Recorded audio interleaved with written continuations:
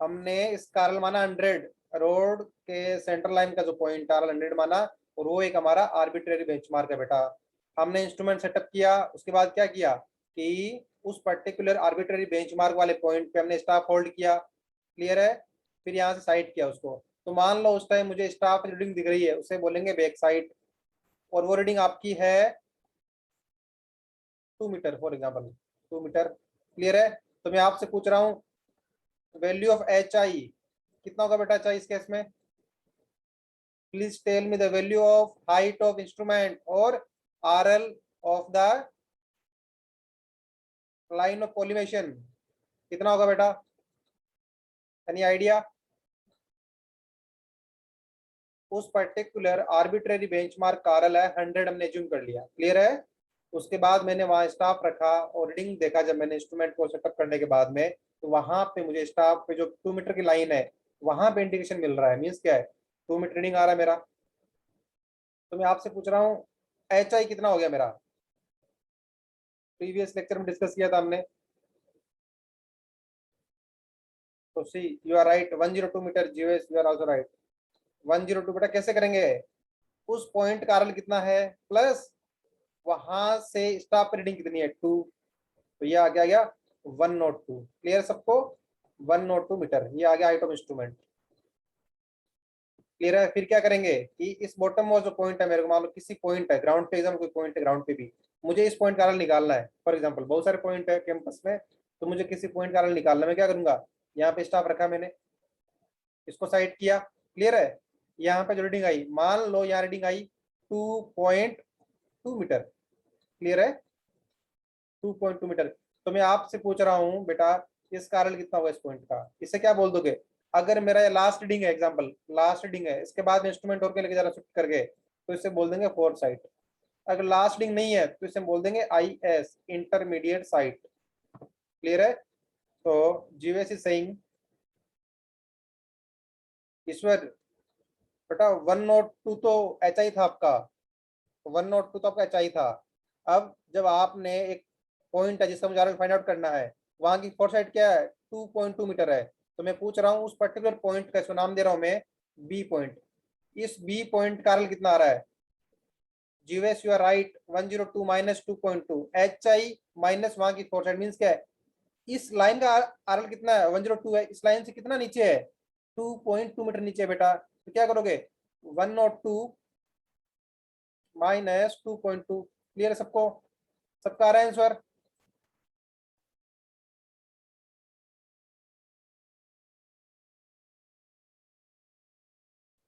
सबका आ रहा है बेटा answer?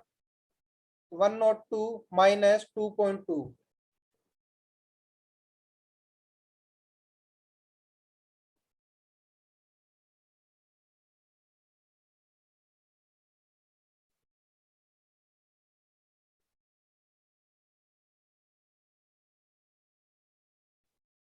99.8। Sure you are right, 99.8 इस पॉइंट का मेरा आंसर होगा। फॉर एग्जांपल दे रहा हूं, आप कुछ और पॉइंट्स है, मान लो एक मिनट यहाँ पे है, वहां पे आपने इंस्ट्रूमेंट स्टाफ रखा, वहां पे इंस्ट्रूमेंट वही सेटअप, एग्जांपल फॉर एग्जांपल वहां रीडिंग लिया, तो वहां पर रीडिंग आ रहा है 1 मीटर का। क्लियर है? 1 मीटर आ रहा है। तो मैं पूछ रहा हूँ इस पॉइंट का आरएल कितना होगा? Write in the chat box the RL of point C. The RL of point C कितना होगा बेटा? आरएल ऑफ पॉइंट सी कितना होगा बेटा?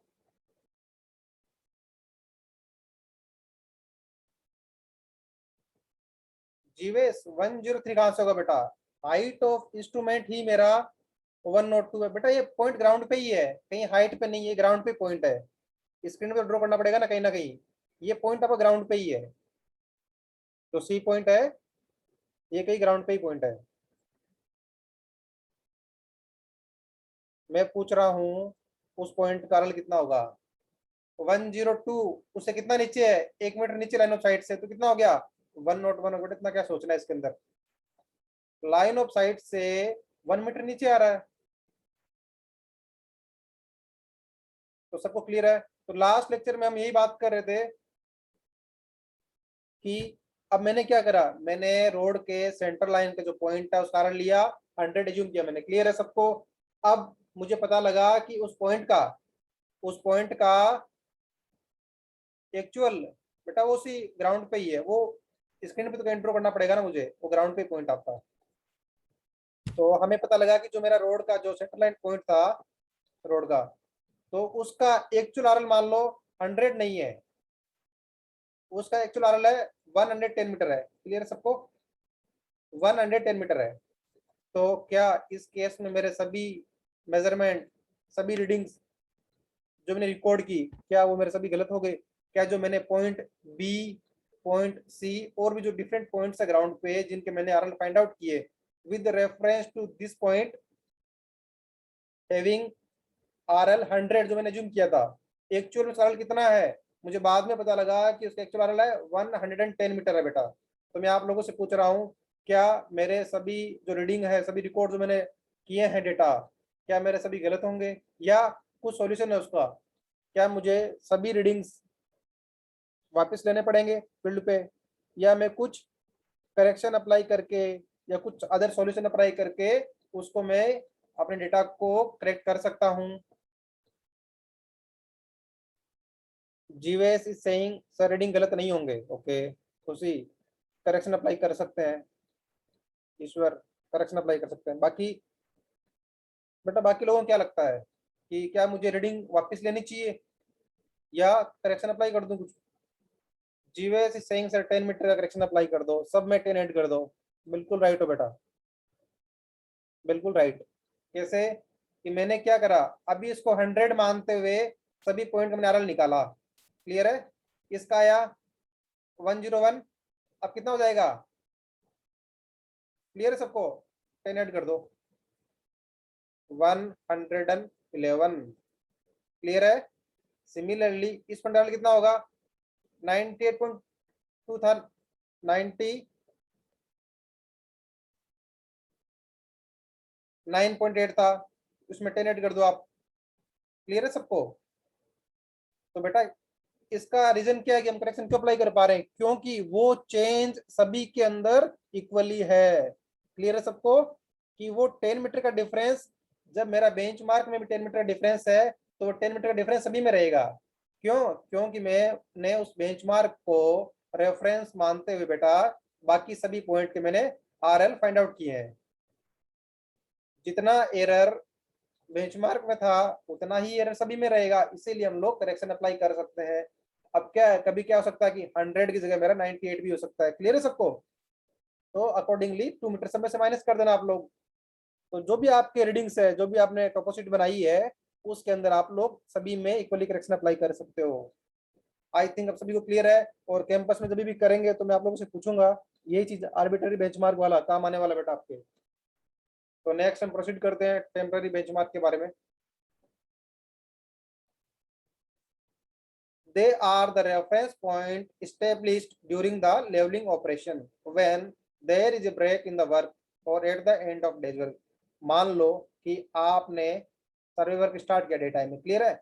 आपने यहाँ पे आपका कोई बेंचमार्क था, may be arbitrary benchmark, may be permanent benchmark, कुछ भी हो सकता है। क्लियर है? यहाँ से आपने सर्वे स्टार्ट किया। ओके, लास्ट में आपने आपका जो एरिया है काफी बड़ा एरिया है फॉर एग्जाम्पल, तो जब आपने डे के एंड पे जब आप सर्वे करते रहे तो आप मान लो किसी पॉइंट ए से स्टार्ट किया आपने, पॉइंट बी पे पहुंच गए आप लोग। क्लियर है? और आपका डे का टाइम खत्म हो गया, मीन्स मान लो शाम के 5 बज गए। अब आपको सर्वे इतना ही करना है डे वर्क में, आप सोचते हो कि नेक्स्ट डे से हम कंटिन्यू करेंगे सर्वे वर्क को, तो क्या आप वापिस इसी पॉइंट स्टार्ट करोगे रेफरेंस लेना हुआ? नहीं, हम लोग क्या करेंगे, जब हमारा डे का वर्क एंड होने वाला है तो उस केस में क्या करेंगे हम लोग, उस केस में हम लोग यहाँ पे एक कोई पॉइंट होगा लास्ट में, कोई पॉइंट होगा डे के एंड पे, उस पॉइंट का आरएल फाइंड आउट कर लेंगे। क्लियर है? विद रेस्पेक्ट टू ए से हम चलते हुए आ रहे हैं सर्वे करते हुए, डिफरेंट पॉइंट का आरएल फाइंड आउट करते हुए, तो हम लास्ट में एक पॉइंट फिक्स कर देंगे जिसका हमें आरएल पता है। कैसे? हमने एक रेफरेंस उसका फाइंड आउट कर लिया है। नेक्स्ट क्या करेंगे बेटा, इसको बेंचमार्क मानते हुए आगे का काम शुरू करेंगे। मान लो इसका आरएल था 100, या आपने इंस्ट्रूमेंट रखा, आपने एच आई निकाला, या मान लो फोर आपकी बैक साइड आई 2 मीटर आई, आपका एच आई हो गया 102 मीटर हो गया।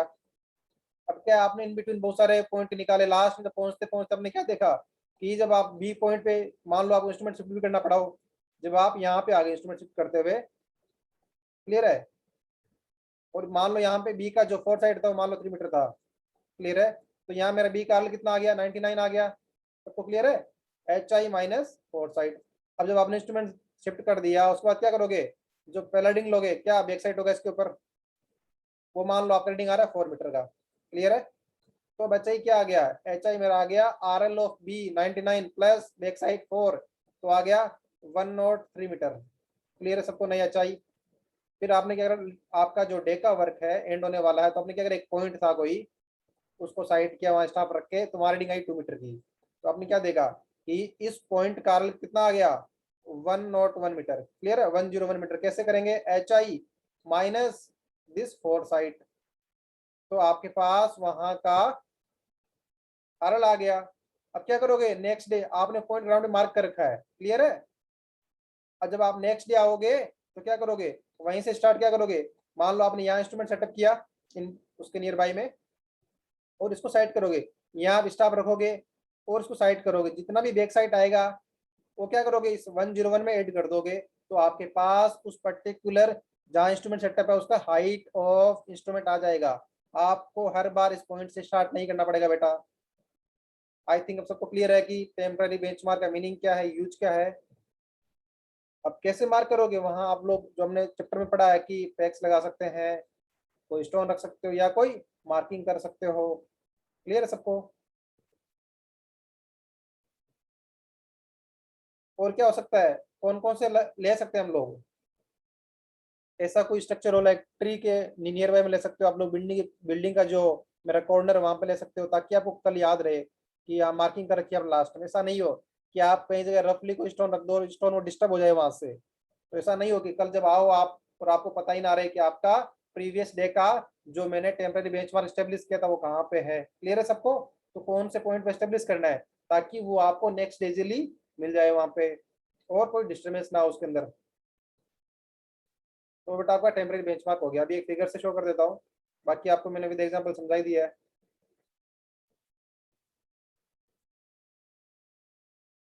ये था बेटा जो एग्जांपल था आपका आर्बिट्री बेंचमार्क वाला, मैंने आपको समझा दिया एग्जांपल लेके कैंपस में कैसे करना है। ये आपका टेम्परेरी बेंचमार्क, इसने क्या करा है, यहाँ ले लेगा, क्लियर है सबको, जो बिल्डिंग का जो कॉर्नर वहां पे ले लो, तो इस पॉइंट को आपने मार्क कर लिया फॉर एग्जाम्पल, इसको बोल दिया टेम्परेरी बेंचमार्क, या इस पॉइंट पे बोल सकते हो, तो जो आपकी इच्छा हो, लेकिन वो आपको क्या है कि नेक्स्ट डे आप वहां से वर्क स्टार्ट कर सको बेटा, ऐसा लेना है। यहाँ टीपी क्या है तो बताएगा मुझे, ये टीपी टर्म क्या है, ये बीएम टर्म क्या है, किसी को आइडिया है। हम लोगों ने बेटा टर्मिनोलॉजी पढ़ी है लेवलिंग के अंदर, सभी वही है, मैं आपसे पूछ रहा हूँ बीएम क्या है और टीपी क्या है।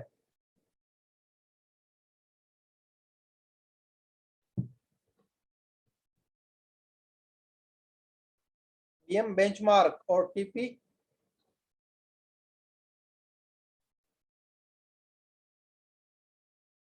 What about TP.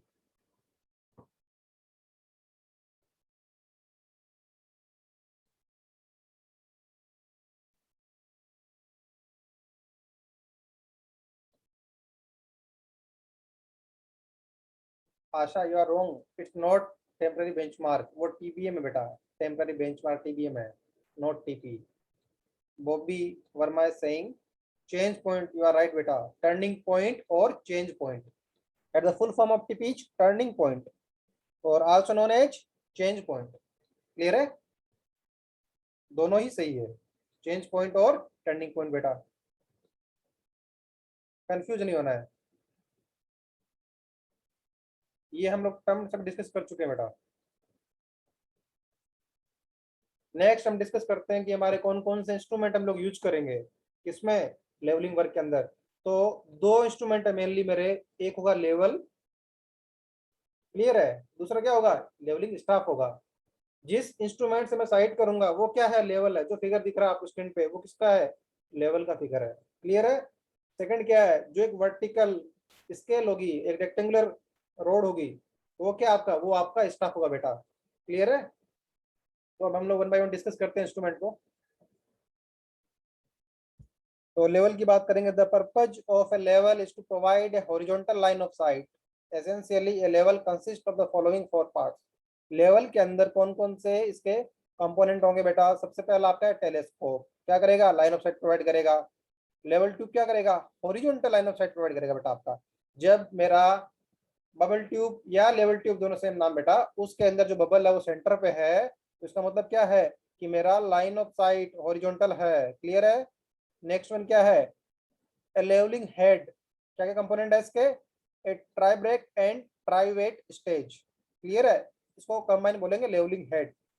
To bring the bubble in its centre of run, किस काम आएगा कि इसके अंदर लेवलिंग हेड के अंदर आपके 3 फुट स्क्रू, मींस क्या 3 स्क्रू लगे होंगे, उन स्क्रू को रोटेट करते हुए बेटा आपको बबल को सेंटर में लेके आना है। आगे सीखेंगे हम लोग कि टेम्पररी एडजस्टमेंट कैसे करते हैं लेवल में, उनमें से एक ऑप्शन आएगा लेवलिंग का, तो वहां पे हम लोग डिटेल में डिस्कस करेंगे कि लेवलिंग हेड और 3 फुट स्क्रू को कैसे मूवमेंट देनी है कि मेरा बबल सेंटर में आ जाए बेटा।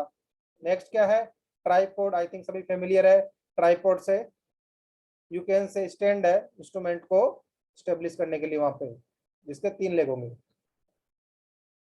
The major types of level कौन कौन से बेटा? डंपी लेवल जो आपके सिलेबस में है मेनली, उसके अलावा क्या क्या है? वाई लेवल, रिवर्सिबल लेवल और टिल्टिंग लेवल बेटा।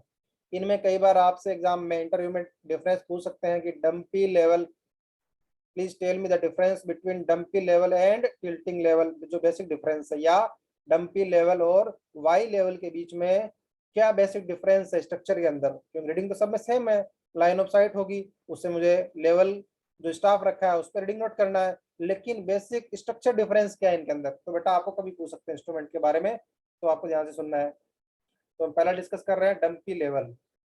The dumpy level originally designed by Gravatt consists of a telescope tube firmly secured in 2 collars fixed by adjusting screws to the stage carried by the vertical spindle। जो ग्रेवेट है उन्होंने design किया था बेटा dumpy level को। इसमें क्या बोला गया? टेलीस्कोप है। जो आपको असेंबली दिख रही है बेटा, असेंबली, ये जो असेंबली दिख रही है ट्यूब टाइप में, ये क्या आपका? ये आपका टेलीस्कोप है बेटा। क्लियर है सबको? और क्या होगा? ये 2 कॉलर की हेल्प से आपका स्टेब्लिश होगा। क्लियर है सबको? 2 कॉलर की हेल्प से आपका, 2 कॉलर की हेल्प से, 2 कॉलर की हेल्प से आपका स्टेब्लिश होगा। किसमें? जो आपका बेस स्ट्रक्चर है उसके साथ असेंबल्ड होगा बेटा ये। क्लियर है?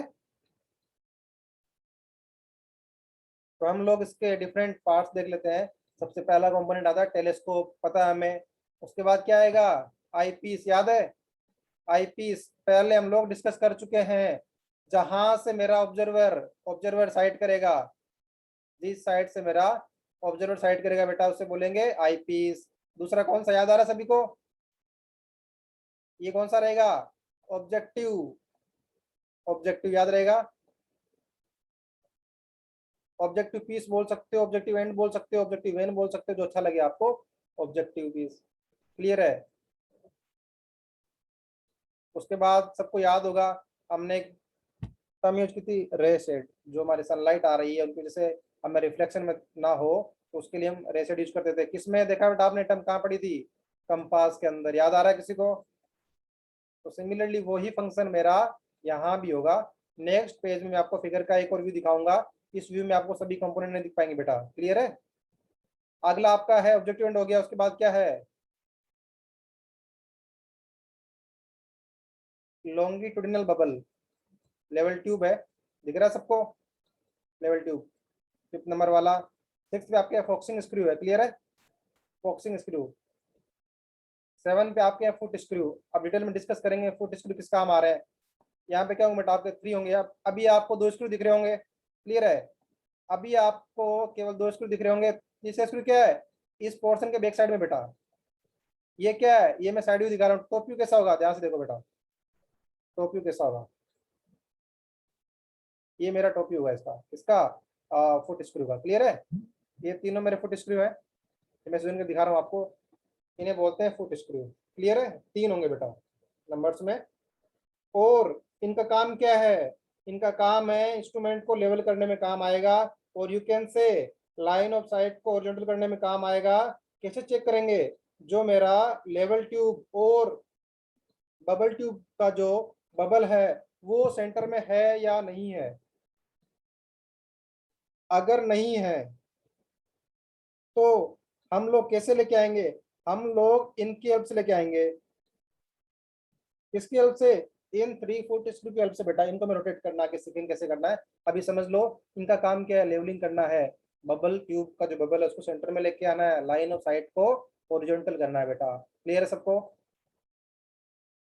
उसके बाद नेक्स्ट आपका आएगा अपर पैरेलल प्लेट या ट्राई ब्रेक बोलते हैं बेटा इसको। क्लियर है? इसको बोलते हैं अपर पैरेलल प्लेट या ट्राई ब्रेक बोलते हैं। 9 नंबर क्या आपका? डायफ्राम एडजस्टिंग स्क्रू बेटा। 10 पे आपका बबल ट्यूब एडजस्टिंग स्क्रू।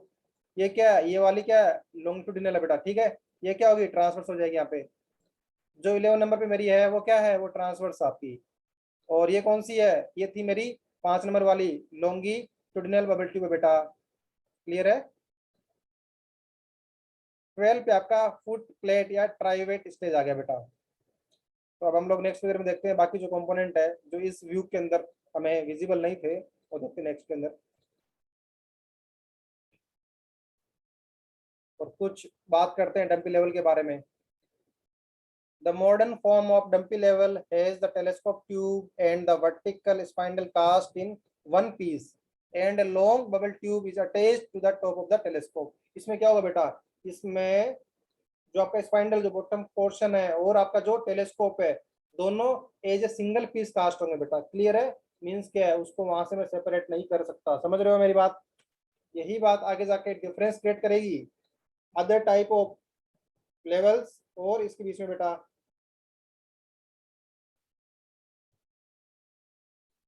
जो आपका ये फिगर 9.2 किसका है? डंपी लेवल का आपका स्केच है। जो प्रीवियस था ये 9.3 है। ये सेक्शन भी दिखा रहा है इसका। 9.4 9.5 आगे दिखाएंगे बेटा, जो डंपी लेवल के फोटोग्राफ्स होंगे आगे और दिखा देंगे आपको। डिफरेंट टाइप्स के डंपी लेवल है। The name dumpy level originated from the fact that formerly this level was equipped with a inverting eyepiece and hence was shorter than Y level और the same magnifying power।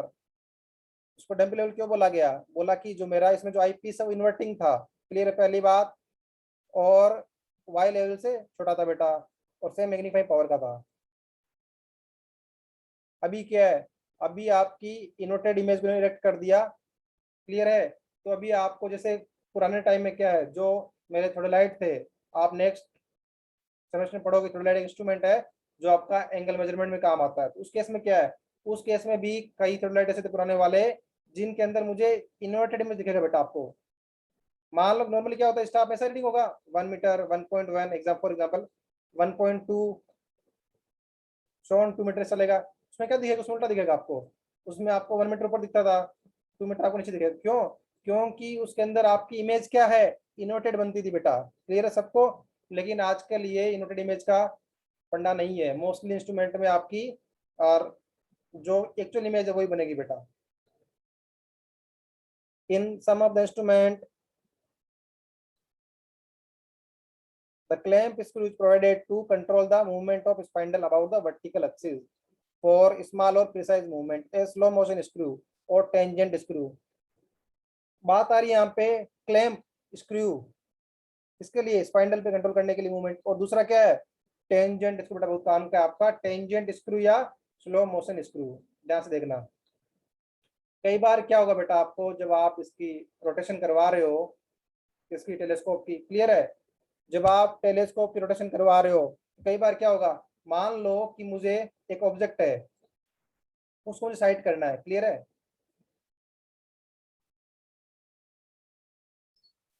जब आप उसको side कर रहे हो उसके बाद क्या है, आपको लग रहा है कि आप ऑब्जेक्ट के नियर बाई तो पहुंच गए, साइड लाइन ऑफ साइट के आसपास। अब आपको एग्जैक्टली उस ऑब्जेक्ट को साइड करना है। तो उस केस में क्या है, जब आप हाथ से इसको रोटेट कर रहे हो असेंबली को, उस केस में क्या हो रहा है कि ये ज्यादा रोटेट कर पा रहा है, फाइनली रोटेट नहीं कर पा रहा बेटा। और आपको क्या बहुत कम मूवमेंट चाहिए उसको साइड करने के लिए। आपको लग रहा है क्रॉस कर पा रहा, तो क्या करोगे उसके इसमें क्या आपको टेंजेंट स्क्रू यूज करना है। उससे क्या होगा, ये जो आपका इंस्ट्रूमेंट है बिल्कुल स्लोली, क्लियर है, बिल्कुल स्लोली मूव करेगा। तो उसके इसमें क्या आप इजीली उसको बाइसेक्ट कर पाओगे, क्लियर है। इसीलिए इसको बोलते हैं slow motion screw. By hand करोगे तो बेटा आपका इंस्ट्रूमेंट थोड़ा रेपिडली मूव करेगा। आप चाहते हो जब इसका रोटेशन करवा रहा हूँ तो बिल्कुल स्लोली रोटेशन हो, ताकि मैं उस ऑब्जेक्ट को एग्जैक्टली बाइसेक्ट कर सकूं मैं, क्लियर है। ये ज्यादा यूजफुल आएगा आपका थोड़ा लाइट के अंदर, जब आप एंगल मेजर करोगे तो उसमें क्या है कि हॉरिजॉन्टल में बेटा एंगल में डिफरेंस हो जाएगा अगर स्पीडली करोगे तो आप, क्लियर है। तो ऑब्जेक्ट को एग्जैक्टली बाइसेक्ट करना है, तो उस केस में आपका ज्यादा यूज रहेगा इस स्क्रू का। The levelling head generally consist of two parallel plate, वहां बात की थी हमने lower plate upper plate,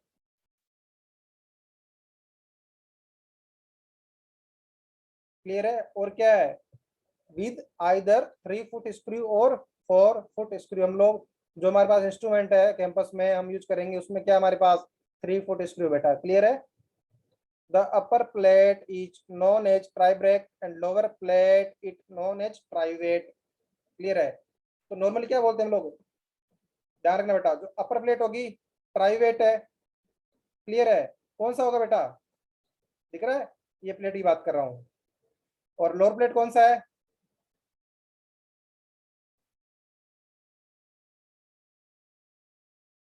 clear है डायग्राम में। आई थिंक सभी क्लियर होगा कि ये कौन सा है, अपर प्लेट का नाम क्या था बेटा, आपका था ट्राई ब्रेक का नाम था इसका अपर प्लेट का, जो 8 नंबर पे इंडिकेशन कर रहा हूँ ये कौन सा है, ये आपका ट्राई ब्रेक है बेटा। तो लोअर क्या कहलाती है, लोअर प्लेट को बोलते हैं ट्राई वेट, क्लियर है। और जो मेरे दिख रहे हैं, देख रहे हो 7 नंबर पे जो शो हो रहा है, इस पे 7 लिखे हुए हैं, ये मेरे क्या है बेटा, ये मेरे फुट स्क्रू है, एक थर्ड स्क्रू और इसके पीछे जो अभी भी दिख नहीं रहा अभी, इन्हें बोलेंगे फुट स्क्रू, क्लियर है सबको।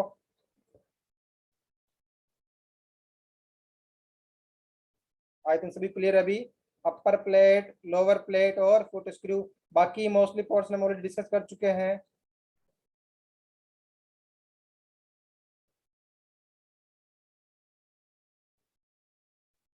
एक हमारा था स्लो मोशन स्क्रू, क्लियर है, स्लो मोशन स्क्रू जो हमने अभी डिस्कस किया था, उसका काम क्या है और कहाँ पे इंस्ट्रूमेंट में स्टेबल होगा। जब प्रैक्टिकल करोगे बेटा तो आपको ये सभी कंपोनेंट इजीली याद हो जाएंगे कि कौन सा कंपोनेंट क्या काम आता है, आईपीएस कहाँ है, ऑब्जेक्टिव कहाँ है, लॉन्गिट्यूडिनल लेवल ट्यूब कहाँ है, ट्रांसवर्स लेवल ट्यूब क्या है, कौन कौन से ऑपरेशन करने इंस्ट्रूमेंट को सेटअप करने के लिए, सेंटरिंग लेवलिंग फोकसिंग।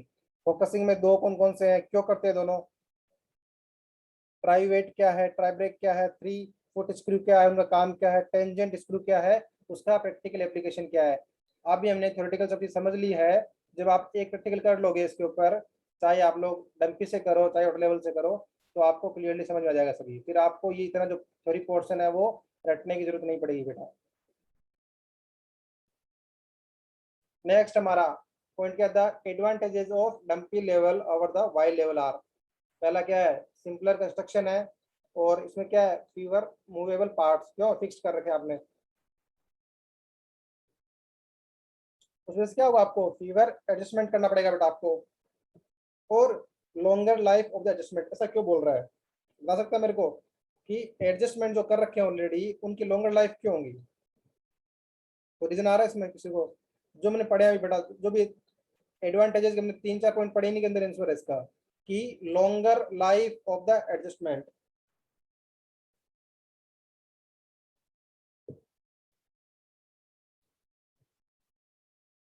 जब आपके पार्ट मूवेबल नहीं है, डिटेचेबल नहीं है, तो उसके में क्या होगा, कम चांस रहेगा वेयर एंड टियर का, क्लियर है सबको। जब आपके जो पार्ट्स हैं लाइक टेलीस्कोप को सेलेक्ट कर पा रहे हो, बार बार ज्वाइन कर रहे हो, उसके में क्या है, वियर एंड टियर का जो चांस है बेटा, क्लियर है सबको। तो उस केस में ऑटोमेटिक क्या हो जाएगा आपका, ऑटोमेटिक लॉन्गर लाइफ हो जाएगा, जीवेस यू राइट फिफ्थ होने के कारण। नेक्स्ट हमारा बेटा है वाई लेवल, बात आ रही है इसको वाई लेवल क्यों बोलते हैं पहली बात, और क्या डिफरेंस है, ध्यान सुना बेटा। The essential difference between the Dumpy level and Y level is that is the former case the telescope is fixed to the spindle, किसमें था, Dumpy level में था। Y level में क्या होगा, telescope is carried into vertical Y support, देख पा रहे हो, तो सपोर्ट दिख रहे हैं ये वाले, यहाँ पे और यहाँ पोर्शन, दोनों पोर्शन पे इस टाइप का सपोर्ट है बेटा, क्लियर है, वाई सपोर्ट, इनके बीच में टेलीस्कोप रखा होगा, क्लियर है, इन दो सपोर्ट के बीच में टेलीस्कोप रखा होगा। और वाई लेवल क्यों बोल रहे हैं, सबको क्लियर है कि वो जो दोनों सपोर्ट है जहाँ पे मेरा टेलीस्कोप अटैच है उनका शेप कैसा होगा, वाई जैसा होगा बेटा, क्लियर है सबको, वाई जैसा होगा पहली बात, तो इसलिए इसको बोलते हैं वाई लेवल। और डिफरेंस क्या है डंपी लेवल से, उसको हम टेलीस्कोप को वहां से डिटेच भी कर सकते हैं, यू कैन से रिमूव कर सकते हैं, टर्न कर सकते हैं टू एंड, क्लियर है सबको। और जो क्लिप क्लिप लगी होगी, यू कैन से फास्टनर लगा होगा, जिनकी हेल्प से बेटा हम लोग उस फास्टनर को लूज करके हम लोग, या क्लिप को अनलॉक करके हम लोग उसको वहां से रिमूव कर सकते हैं, क्लियर सबको। The bubble tube may be attached either to the telescope or to the stage carrying the wires. Bubble tube आप कहाँ लगा सकते हो, प्रीवियस में क्या था, बबल ट्यूब कहाँ अटैच था बेटा, लॉन्गिट्यूडिनल बबल ट्यूब यहाँ पे था अटैच, याद है सबको, डंपी लेवल में इसमें क्या है, यहाँ भी हो सकता है और यहाँ भी जैसे शो कर रखा है यहाँ भी हो सकता है, क्लियर है सबको, इस स्टेज पे भी हो सकता है और यहाँ पे भी हो सकता है, दोनों जगह पॉसिबल है, क्लियर है।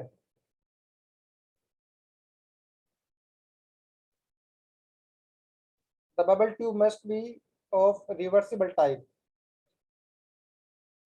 क्यों बोले रिवर्सिबल, क्योंकि जब आप टेलीस्कोप डिटेच कर सकते हो तो इसलिए बोल रहा आपको बबल ट्यूब आपकी रिवर्सिबल टाइप होनी चाहिए। तो हमने देख लिया कि इसको वाई लेवल क्यों बोलते हैं, पहली बात। सेकंड बात क्या है, इसका डिफरेंस क्या है, डंपी लेवल जो हमने रीड किया अभी कि डंपी लेवल से कैसा डिफरेंस है, कि इसके अंदर जो मेरा टेलीस्कोप है वो, उसको हम वहां से अनक्लेम करके, जो मेरे फास्टनर्स और क्लैंप लगे हैं उनको अनलॉक करके हम लोग वहां से डिटेच कर सकते हैं, या उसका उसको टर्न भी कर सकते हैं, इसलिए इसको बोला गया मेजर डिफरेंस हो गया पहली बात। दूसरा क्या है, जिन दो सपोर्ट पे मेरा टेलीस्कोप होल्ड कर रखा है, जिन दो सपोर्ट ने, उनका शेप कैसा बेटा, वाई जैसा है, इसलिए इसे क्या बोलते हैं, वाई लेवल बोलते हैं बेटा हम लोग। तो ये मेजर डिफरेंस था मेरा इसके अंदर।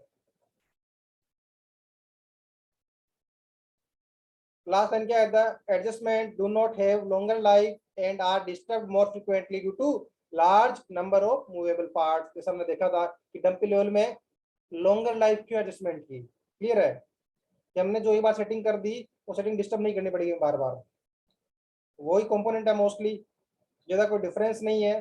जो डिफरेंस था मैंने आपको डिस्कस कर दिया, वो डिफरेंस था वाई क्लिप में, और जो सपोर्ट है मेरे उनके ऊपर डिफरेंस था मेजरली।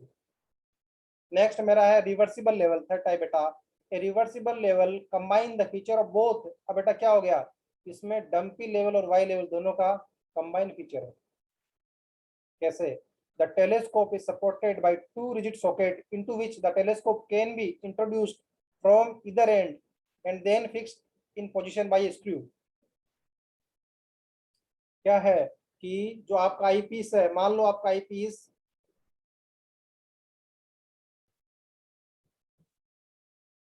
एक तरफ आपका आई पीस होगा और एक तरफ आपका ऑब्जेक्टिव होगा बेटा,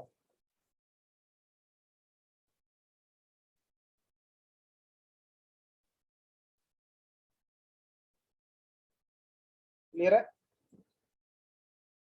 तो क्या बोल रहा है, telescope can be introduced from इधर एंड, दोनों में से किसी एंड से आप इंट्रोड्यूस कर सकते हो।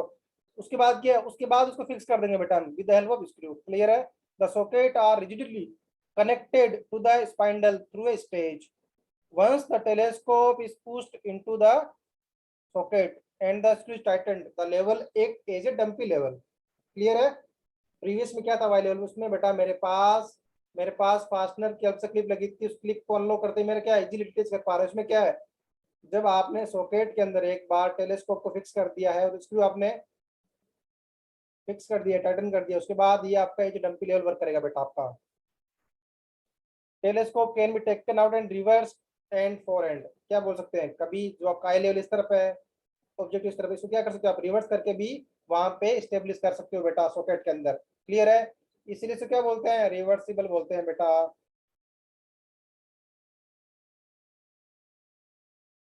नेक्स्ट लास्ट वाला टाइप है टिल्टिंग लेवल, और ये एग्जाम में हमारा नेक्स्ट टाइप बेटा टिल्टिंग लेवल है।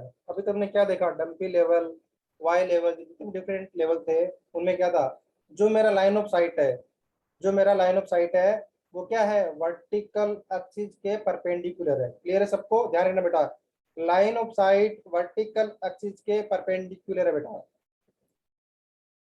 वर्टिकल एक्सिस होगी इंस्ट्रूमेंट्स की, इमेज लाइन ऑफ साइट होगी। क्लियर है, एंगल क्या था, 90 था। इंस्ट्रूमेंट देखे मैंने,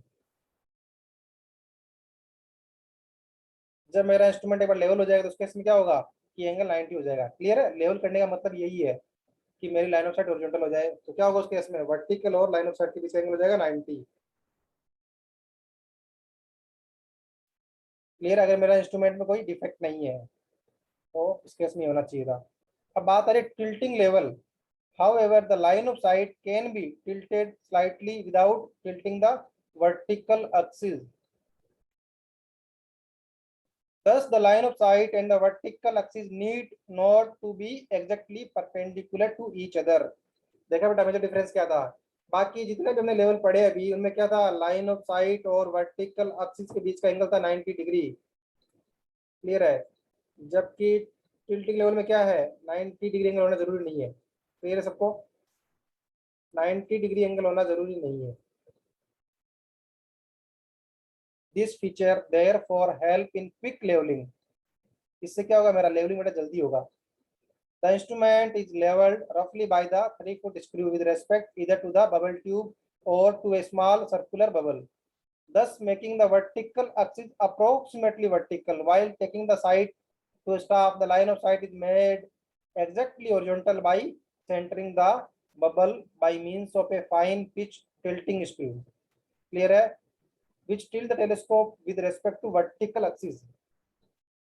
तो इसमें तो फायदा क्या हो गया कि आपको जब एडजस्टमेंट कर रहे हो तो उसके इसमें क्या, आपको लाइन ऑफ साइट और वर्टिकल एक्सिस को एग्जैक्टली 90 करने की जरूरत नहीं है, इसमें काम आसान होगा आपका। उसके इसमें क्या बोल रहा है, जब आप लोग लेवलिंग करोगे किसके हेल्प से, 3-foot स्क्रू की हेल्प से, आगे देखेंगे कैसे करना है। जब भी आप लेवलिंग करोगे 3-foot स्क्रू की हेल्प से, by making vertical axis approximately vertical. Clear है, और जो मेरा टिल्टिंग स्क्रू है हम उसकी हेल्प से बेटा यूज करेंगे इसको। क्लियर है, तो मोस्टली असेंबली आपका बिल्कुल जैसा था पहले था वैसा ही है। Telescope, eyepiece, objective, level tube, boxing screw, foot screw, tribrach, trivet. Clear है, फुट स्क्रू जो मेरे थे, डायफ्राम, एडिसिंग स्क्रू, आपको बबल ट्यूब फिक्सिंग स्क्रू, जहां से बबल ट्यूब अटैच होगा मेरा। क्लियर है, डिफरेंट मेरा क्या था, टिल्टिंग स्क्रू बेटा। है 11 नंबर में कौन सा है, ये मेरा है टिल्टिंग स्क्रू।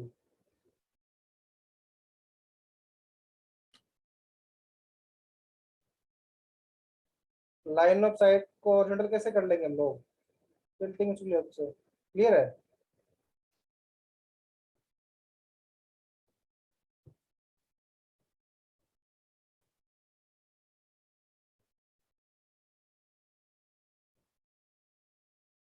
इसके बाद हमारा नेक्स्ट आता है लेवलिंग स्टाफ की बात करेंगे बेटा हम लोग।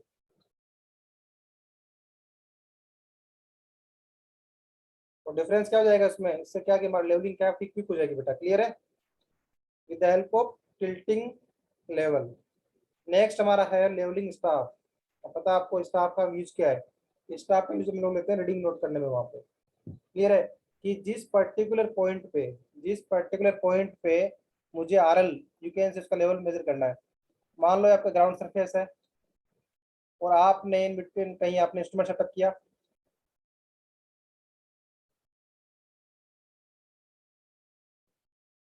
या मैंने बेंचमार्क बोला क्यों, क्योंकि उसका मुझे आरएल पता था।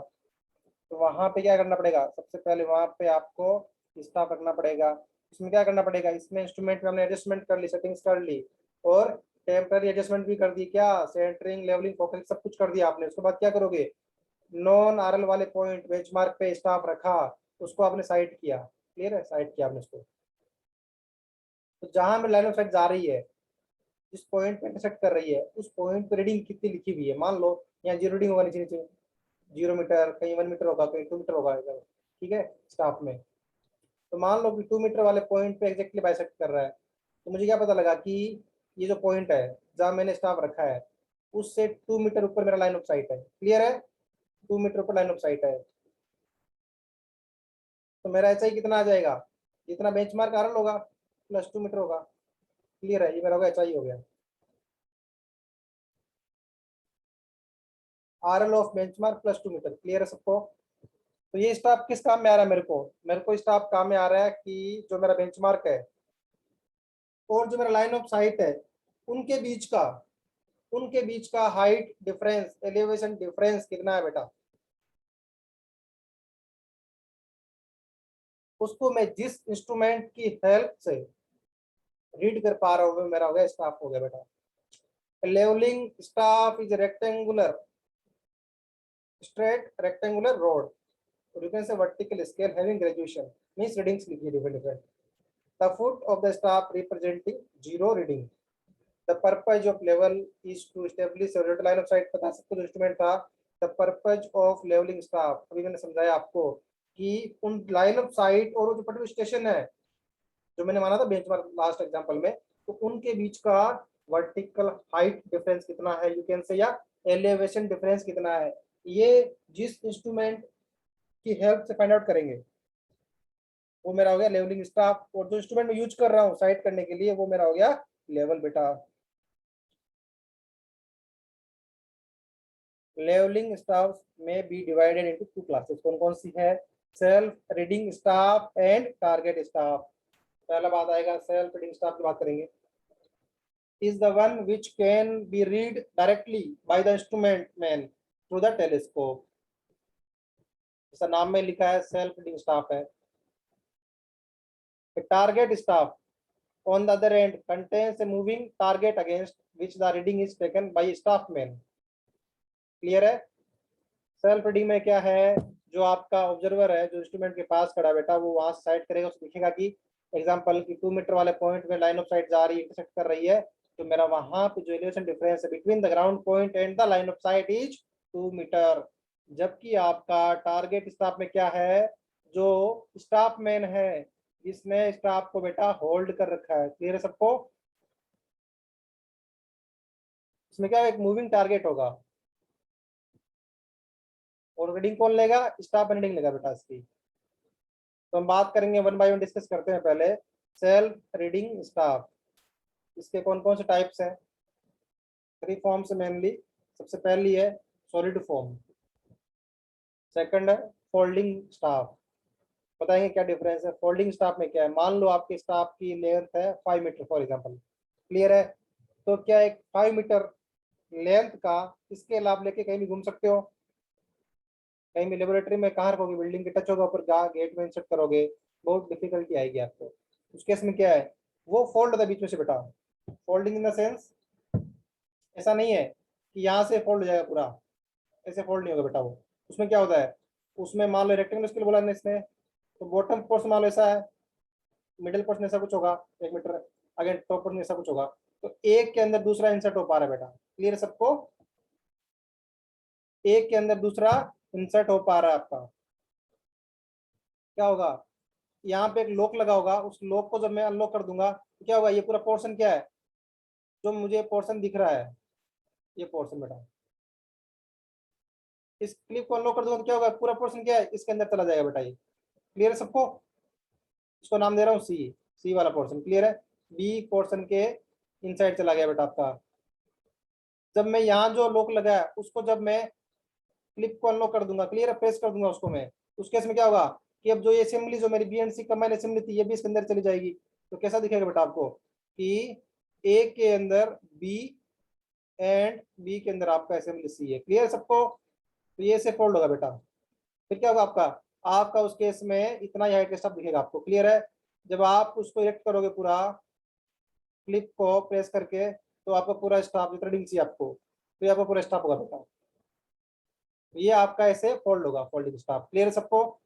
ना कि ऐसा नहीं है कि यहाँ से पूरा फोल्ड हो जाएगा, ऐसा कुछ नहीं, इसके अंदर फोल्डिंग है लेकिन टुवार्ड्स इनसाइड फोल्डिंग है बेटा, ना कि अक्रॉस फोल्डिंग है इसकी। और थर्ड आपका है टेलीस्कोपिक स्टार। तो फिगर शो कर रहा है ए और बी पे, में भी लेटर की फॉर्म में हो सकता है। जो हम लोग यूज करेंगे हमारे वाले में न्यूमेरिक फॉर्म में बेटा, मैट्रिक। जो इंग्लिश स्टाफ है उनमें क्या है, न्यूमेरिक के साथ साथ आपके अल्फाबेट भी है। हमारे में क्या होगा, जो हम लोग यूज करेंगे, मैट्रिक स्टाफ यूज करेंगे, उनमें रीडिंग होगी बेटा आपकी। अगर 3 मीटर का स्टाफ है तो क्या होगा, आपको 3 मीटर शो करेगा। इन बिटवीन क्या होगा, 1 metre, 2 metre, 1.1 metre, 1.15 metre, different readings होगी आपकी। वो होगा मैट्रिक स्टाफ जो हम लोग यूज करेंगे। तो यहाँ पे एक लिखा है कि 0.5 सेंटीमीटर, ये बात जानना अभी मैं आपको डिस्कस कर रहा हूँ यहाँ पे। तो मुझे बताओ एक बात कि इसका आपने देखा होगा एक टर्म थी लिस्ट काउंट, जो मैंने ऑलरेडी आपके साथ डिस्कस कर चुका हूँ पहले भी। लिस्ट काउंट, लिस्ट काउंट क्या होता है बेटा? लिस्ट काउंट हमने प्रीवियस लेक्चर्स में डिस्कस किया था, I think may be chain survey या कंपास में तो कंफर्म डिस्कस किया मैंने कि लिस्ट काउंट क्या होता है। और इसके रिगार्डिंग आपको एक मैंने डेटा भी शेयर किया था कि कौन कौन से इंस्ट्रूमेंट का लिस्ट काउंट हमारे सर्वे में क्या होता है बेटा। तो याद रखना, इंटरव्यू का फेवरेट क्वेश्चन होता है बेटा, सर्विंग इंस्ट्रूमेंट का लिस्ट काउंट। मिनिमम रीडिंग जो हम मेजर कर सकते हैं, लोवेस्ट डिस्टेंस मेजर कर सकते हैं, बिल्कुल सही है। तो वैसे ही अभी तक हमने क्या काम में लिया है, कंपास में देखा 30 मिनट था, याद है सबको? प्रिज्मेटिक कंपास का list count 30 minute, minimum measurable value उस इंस्ट्रूमेंट में। सिमिलरली अगला क्या है, स्टाफ का। स्टाफ में कितना होगा, यहाँ लिखा है 0.5 सेंटीमीटर, कितना होगा बेटा ये?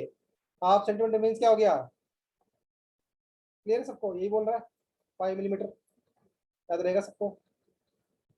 आपसे कोई बोले लेवल या स्टाफ या लेवलिंग स्टाफ का, दोनों में से किसी की बात बोले, लेवल से क्या करोगे, लेवल से ही तो आप लोग रीडिंग तो नोट करोगे इंस्ट्रूमेंट से। तो आपसे कोई बोले लेवल या लेवलिंग स्टाफ या स्टाफ का लिस्ट काउंट क्या, क्या बोलोगे बेटा? 5 मिलीमीटर। क्लियर है सबको? ये याद रखना है बेटा कि कंपास का लिस्ट काउंट था 30 मिनट। सिमिलरली स्टाफ या लेवल का लिस्ट काउंट क्या आपका, 5 मिलीमीटर। क्लियर है? और मैं आपसे प्रैक्टिकल क्लास में पूछूंगा भी ये कि स्टाफ के अंदर आपको कहाँ दिख रहा है 5 मीटर मिनिमम रीडिंग कहाँ है।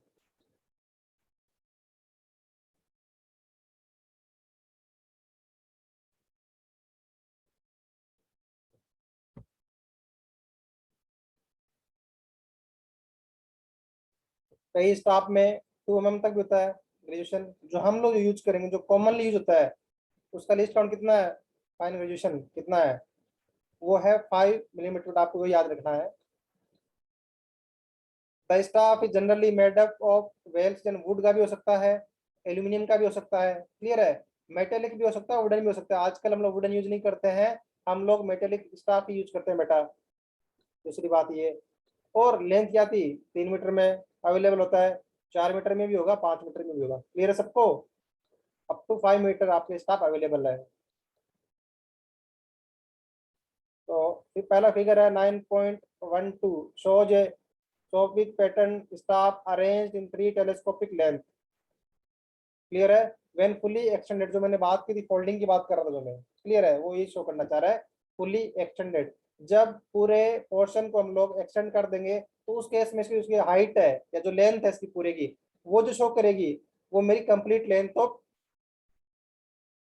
लेवलिंग स्टाफ होगी बेटा। क्लियर है सबको? तो ये बात यूजुअली 5 मीटर, 4 मीटर भी हो सकता है, 3 मीटर भी हो सकता है बेटा। जो ये बात कर रहा है फीट और इंचेज की, हमारे यहाँ हम लोग मैट्रिक सिस्टम यूज करेंगे। हमारे स्टाफ में ना तो अल्फाबेटिक लिखा होगा, ना फिट में लिखा होगा। हमारे यहाँ पे न्यूमेरिक वैल्यू होगी, वो भी मैट्रिक सिस्टम में होगी बेटा आपकी। क्लियर है? और कैसे फोल्ड करना बता दिया मैंने आपको लेंथ में। तो जो बात कर रहा है कि मैंने बोला आपकी एक की प्रेस करनी पड़ेगी, हिंज होगा, उसको प्रेस करना पड़ेगा। उसके बाद क्या है कि जो अपर पोर्शन है वो आपका बॉटम वन के अंदर पूरा अंदर चला जाएगा, पोर्शन जो भी है। यहाँ साइड में आपका नॉर्मली क्या होगा, ये जो मैं साइड व्यू दिखा रहा हूँ यहाँ से, ऐसे दिखेगा स्टाफ साइड से। तो यहाँ पे आपका एक ब्लैक कलर में एक की होगा, रबरिक की यू कैन से, या प्लास्टिक की होगा।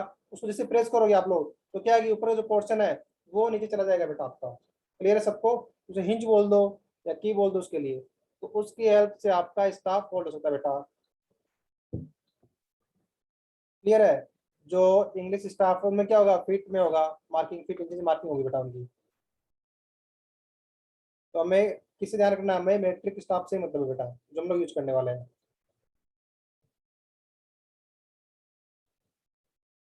अब मैं बात कर रहा था कि लीस्ट काउंट की बात कर रहा था मैं, तो मैं भी आपको यहाँ पे समझा दे रहा हूँ लीस्ट काउंट के बारे में स्टाफ में। क्लियर है? मान लो कि रीडिंग कितनी है 1.1 मीटर, यहाँ रीडिंग है 1.2 मीटर। क्लियर है? और you can say 1 metre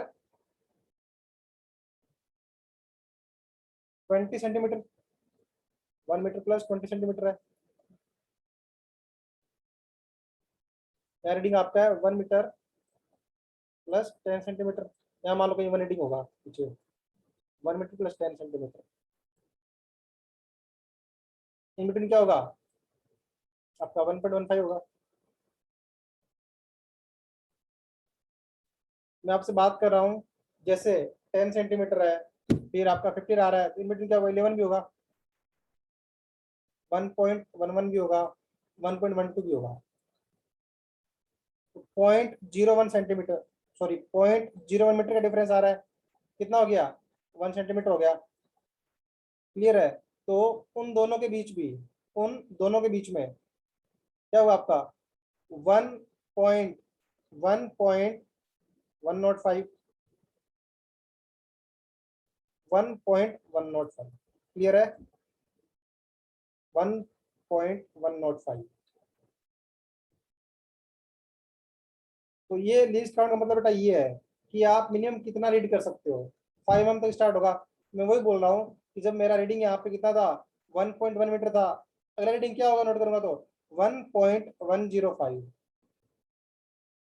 yes, हमारी मेजरेबल वैल्यू है मिनिमम, वही लीस्ट काउंट है, लेकिन बता रहा हूँ स्टाफ में कैसे रीड करोगे। तो क्या उस मिनिमम जो वैल्यू है लीस्ट काउंटर से यूटिलाइजेशन क्या है, तो मैं कौन सा डिग्री रीड कर पा रहा हूँ इसके अंदर बेटा। तो नेक्स्ट डिंग क्या होगा इसके अलावा 1.11 होगा। क्लियर है सबको?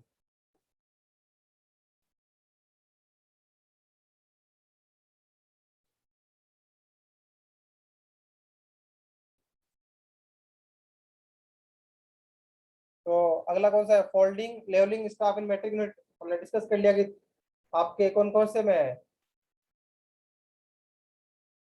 लेंथ अवेलेबल कौन कौन सी है, कितनी असेंबली होगी, उसको कैसे मेरे को फोल्ड करना है, कौन से मेटेलिक भी हो सकते हैं और आपके वुडन के भी हो सकते हैं। तो कई बार क्या होता है बेटा, अब एक बात मैं बता रहा था आपको कि आपने एक टर्म सुन रखी है कि मेरा लेवल ट्यूब और मेरा बबल ट्यूब के बारे में।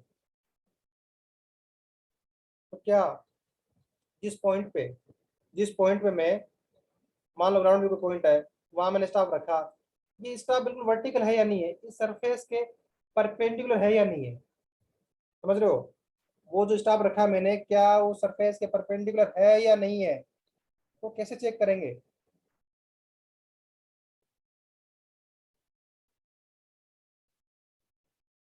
आइडिया किसी के पास?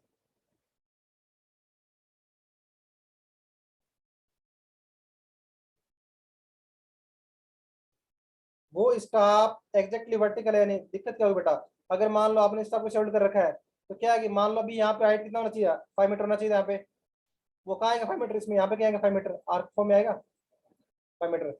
अगर आपका स्टाफ मान लो लाइन ऑफ साइट ये है, तो क्या करेगा वो, यहाँ पे जो जितना रीडिंग होगा मान लो 7 मीटर एग्जाम्पल, वहाँ इंडिकेट करेगा ना, तो क्या हो रहा है एरर आ रहा है आपका, तो वहां पे स्टाफ एग्जैक्टली वर्टिकल है या नहीं है बेटा। क्लियर है? तो ये कैसे चेक करोगे आप लोग? प्लम बॉब से कर सकते हैं। ओके, और बताओ मेरे को आइडिया।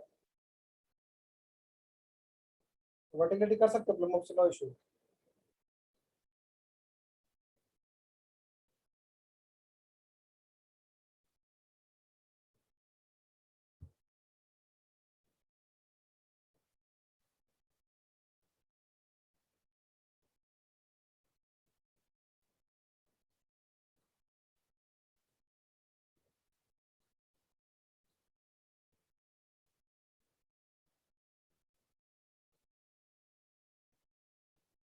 बेटा जो हमने देखा था ना बबल ट्यूब वगैरह, वो वर्टिकल के लिए भी काम आ सकती है। तो वही बोला उसके अंदर जो बात करें मैट्रिनेट वाले में, a circular bubble suitably केस्ड of 25 minute sensitivity is fitted at the back end. The staff has fitting for a plummet to test and correct the back bubble. A brass is screwed on the bottom brass cap. The staff has two folding handle with spring acting locking device as a ordinary locking device. Clear है? जो मेरा bubble है circular bubble होगा वो भी होता है इसमें वर्टिकलिटी के लिए भी. क्लियर है सबको?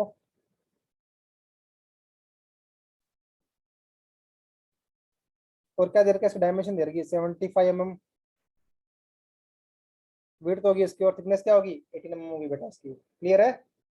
75 mm इसकी विड्थ होगी 18 mm थिकनेस होगी. रिमेंबर नहीं करना डेटा, ये डेटा फॉर रेफरेंस के लिए आपके रिमेंबर नहीं करना बिल्कुल भी कि विड्थ क्या होगी इसकी थिकनेस क्या होगी. हमें मेनली मुझे देखना है कि कौन कौन सी लेंथ में अवेलेबल है, लीस्ट काउंट क्या है, रीडिंग कैसे रिकॉर्ड करना है और इसके अंदर एक सर्कुलर बबल हो जो डिफरेंट था बाकी चीजों से जिससे क्या है वो वर्टिकलिटी हम लोग चेक कर लेंगे उसकी. क्लियर है सबको?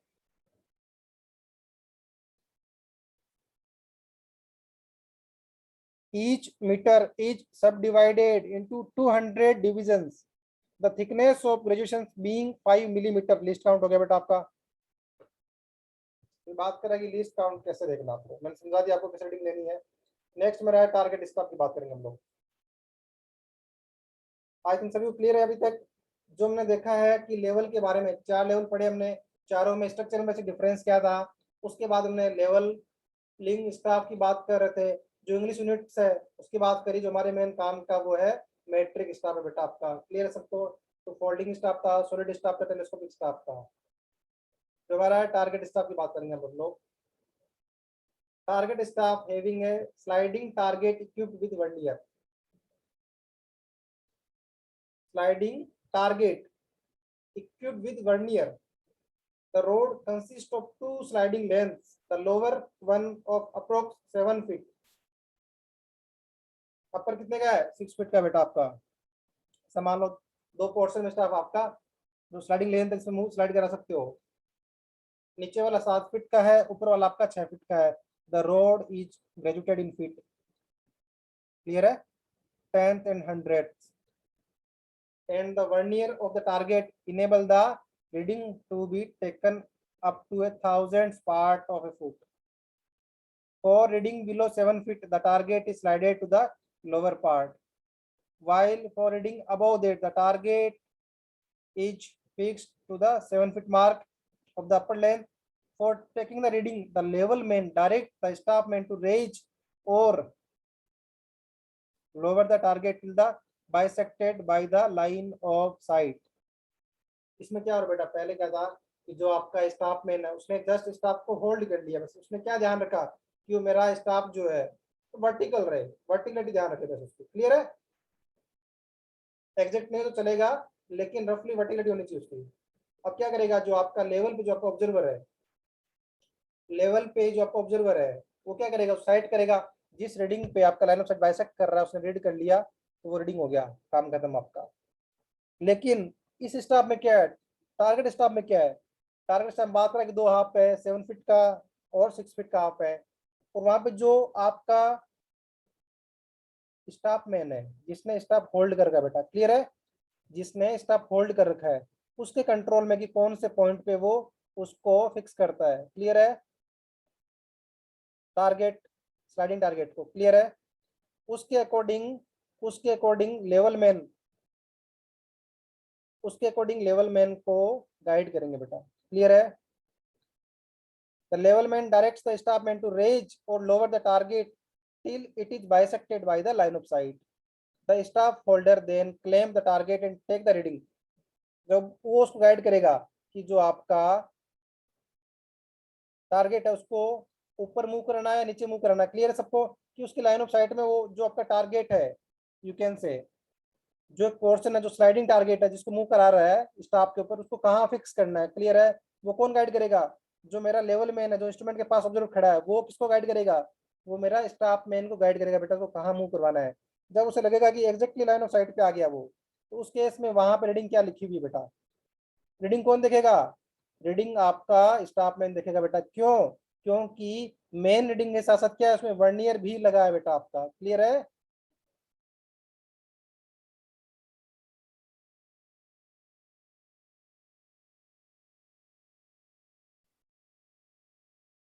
The staff holder then claims the target and takes the reading.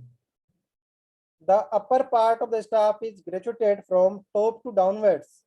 When higher reading have to be taken, the target is set at top, that is 7 feet mark of the sliding length, and the sliding length carrying the target is raised until the target is bisected by the line of sight. The reading is then on the back of the staff, where the second vernier enable reading to be taken to thousands of a foot. Means क्या है, जो एक foot है उसको क्या है thousand के अंदर सब डिवाइड किया बेटा, उसके लिए क्या काम लेंगे, उसके लिए वर्नियर काम लेंगे। अभी बताऊंगा मैं आपको। जो थोड़लाइट वगैरह वहाँ क्या करते हैं, एक होती है मेन स्केल, क्लियर है, मेन स्केल होगी, वहाँ पे रीडिंग क्या होगी 0 डिग्री से होगी। मैं बात करूंगा एक बार, थोड़लाइट की बात कर रहा हूँ समझाने के लिए। 0 स्टार्ट हुआ, पूरा एक घूमने सर्कल, लास्ट में क्या होगा 360 वाला होगा, और 0 सेम जगह होंगे दोनों पॉइंट, यहाँ पे होगा, बिटवीन क्या होगा 1 डिग्री 2 डिग्री 3 डिग्री शोन चलेगा। क्लियर बेटा, आपको सब रीडिंग होगी इसके अंदर। ये आपको मेन स्केल होगी, क्लियर है। मेन स्केल लिस्ट काउंट क्या एग्जांपल, मान लो 20 मिनट है, मेन स्केल का लिस्ट काउंट है 20 minute for example, main scale का लिस्ट काउंट है 20 मिनट। मींस क्या है, ये मेरा केवल 20 मिनट तक बेटा मेजर कर सकता है। हो सकता है मेरा एंगल ऐसा भी हो ना, एग्जांपल मान लो 1 डिग्री 20 मिनट 40 सेकंड, हो सकता है ना मेरा एंगल ये भी हो सकता है मेरा एंगल ये भी हो। 1 डिग्री 20 मिनट 0 सेकंड, हो सकता है मेरा ऐसा भी हो। 1 डिग्री 20 मिनट 60 सेकंड। अब जब आप केवल 1 डिग्री 20 मिनट ही देखोगे तो क्या समझूं मैं, तीनों को एक ही मान रहा हूँ, समझ रहे हो, तीनों को मैं तो एक ही मानूंगा ना, 1 डिग्री 20 मिनट दोनों, सेकंड में रीड नहीं कर पा रहा मैं। क्लियर है सबको। ये तो आपका 1 डिग्री 21 मिनट हो गया ये वाला। तो इसके में क्या लेंगे हम लोग, इसके हम लोग ले सकते हैं 20 सेकंड ले सकते हैं बेटा। क्लियर है, 1 डिग्री 20 मिनट 60 सेकंड क्या हो गया, वो तो आपका 1 डिग्री 21 मिनट ही हो गया, वो तो कैसे बाहर ही हो गया। उसके से हम लेंगे 1 डिग्री 20 मिनट 20 सेकंड ले एग्जाम्पल के लिए। इन तीनों को आप क्या रीड कर रहे हो, डिग्री मिनट की बात करूँ तो 1 डिग्री 20 मिनट रीड कर रहे हो, तो आपके हिसाब से क्या है, तीनों सेम है बेटा, कोई डिफरेंस नहीं है। क्यों, क्योंकि मेरे स्केल रीड ही नहीं कर पा रही 20 मिनट से नीचे। यहाँ आपको पता चल रहा है कि लीस्ट काउंट का कितना बेटा इंपॉर्टेंस आपका। क्लियर है। अब क्या करूंगा, इसके साथ क्या होता है, इसे बोलते हैं मेन स्केल, मेन स्केल याद रहेगा। और क्या होगी साथ में, एक आउटर पोर्शन में यहाँ पे स्केल अटैच होगी, जिसे बोलेंगे vernier scale, vernier scale. Clear है, वर्नियर स्केल।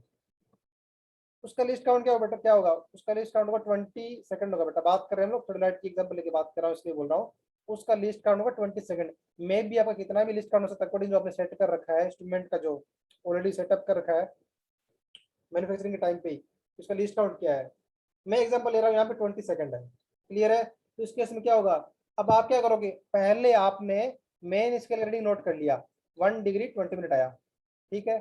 फिर आपने वर्नियर स्केल रीडिंग नोट किया, वो मान लो आपका आ रहा है 0 डिग्री 0 मिनट, क्योंकि इस रीडिंग ओनली मिनट और सेकंड में होगा वर्नियर में, और मेन स्केल में आपका रीडिंग होगा डिग्री मिनट के अंदर।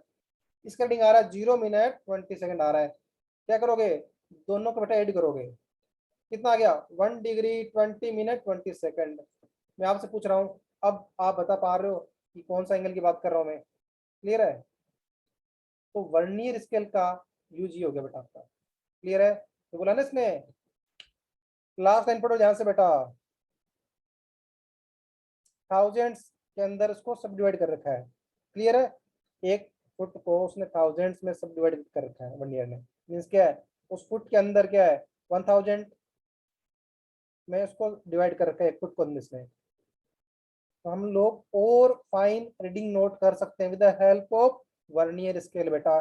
सिमिलरली स्टाफ में भी ऐसा ही होगा आपका। क्लियर है, ऐसा नहीं है कि 1 फुट 2 फुट है, उस 1 फुट में भी कितने हैं, वे 1 फुट के बाद कितना, 1 फुट कितना इंच।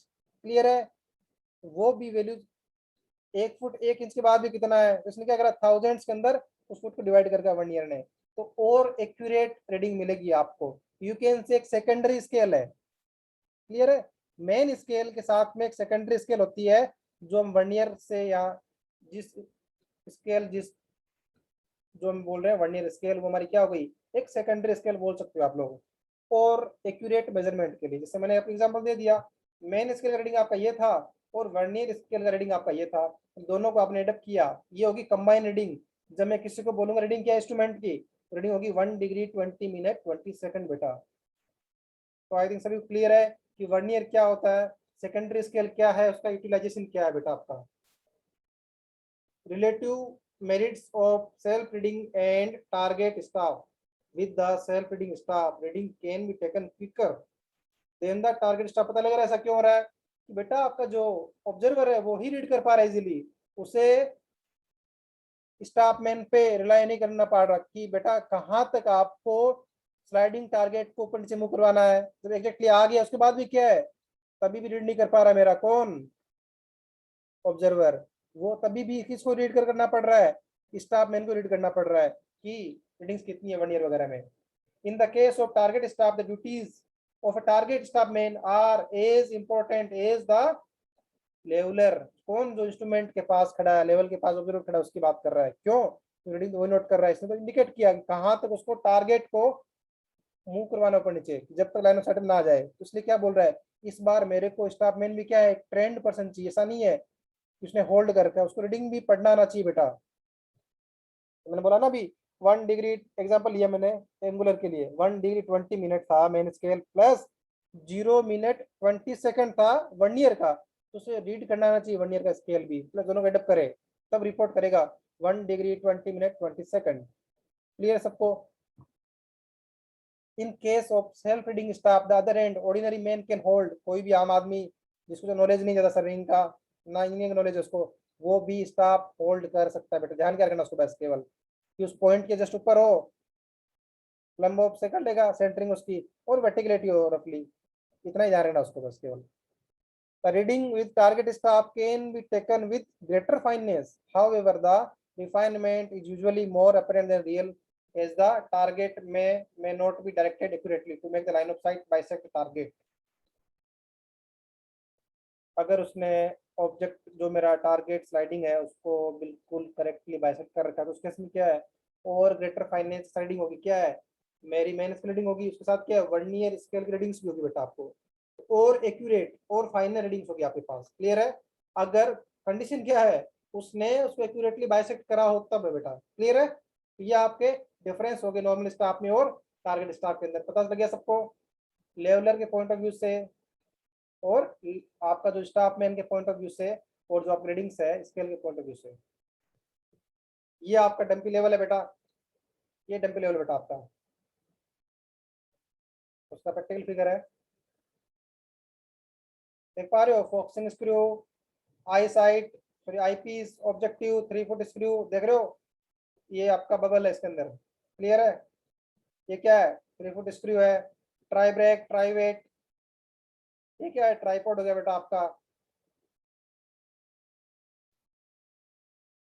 Dumpy level. क्लियर है सबको। लॉन्गिट्यूडिनल बबल ट्यूब याद आ रहा है सबको, लेवल ट्यूब याद आ रहा है, ट्रांसवर्स लेवल ट्यूब, ये क्या है, telescope, eyepiece, objective, focusing screw, foot screw, tribrach, trivet, इसे क्या बोलेंगे, स्टेज बोलेंगे। क्लियर है, ये पॉइंट, ये क्या हो गया आपका, टिल्टिंग लेवल हो गया बेटा। तो बता रहा मुझे इसमें टिल्टिंग स्क्रू क्या है, मैं आपको पॉइंट कुछ इंडिकेट करूंगा, क्या यही है टिल्टिंग स्क्रू या कुछ डिफरेंट है बेटा, तो बताएगा मुझे। जिसको मैंने मार्क किया है क्या यही टिल्टिंग स्क्रू है, अगर आप लोगों ने ढंग से उस टाइम देखा होगा तो मैंने फिगर दिखाया था, इंडिकेशन दिखाया था टिल्टिंग स्क्रू कहाँ पे है, तो बेटा जिसको मैंने पिंक कलर से सर्कुलर में मार्क किया है, क्या वही टिल्टिंग स्क्रू है मेरा। ओके, ये वाला राइट, यही टिल्टिंग स्क्रू बेटा आपका। क्लियर है, बाकी आपके असेंबली बिल्कुल सेम है जैसे सभी में रहा, ये 3 फुट स्क्रू है, दिख रहे हैं सभी को, टेलीस्कोप है, लेवल ट्यूब है, स्लो मोशन स्क्रू है, ये आपका वाई लेवल होगा बेटा, देख पा रहे हो इसको, ये पोर्शन दिख रहा है ये वाला, इसका शेप कैसा है पता लग रहा है, तो वाई लेवल क्यों बोलते हैं इसको। ये क्या हो गया, स्टेज हो गया बेटा आपका। क्लियर है, ये आपकी क्या हो गई, लेवल ट्यूब हो गई आपकी। ये क्या है, क्लैंप है, ये पोर्शन क्या है, इसको यहाँ से अनलॉक भी कर सकते हो। क्लियर है, यहाँ से अनलॉक करके इसको हम बाहर निकाल सकते हैं बेटा, इसको रिटेच भी कर सकते हैं।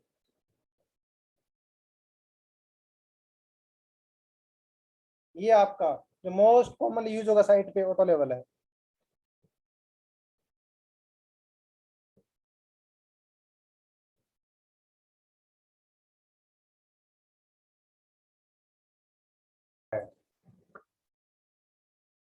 टेम्पररी एडजस्टमेंट क्या बेटा, जहां आप जिन जिन जगह पे इंस्ट्रूमेंट को सेटअप करोगे डे वर्क में, उन सभी स्टेशन पे, उन सभी इंस्ट्रूमेंट स्टेशन पे आपको ये एडजस्टमेंट करने पड़ेंगे। क्लियर है, उन्हें बोलेंगे temporary adjustment of a level.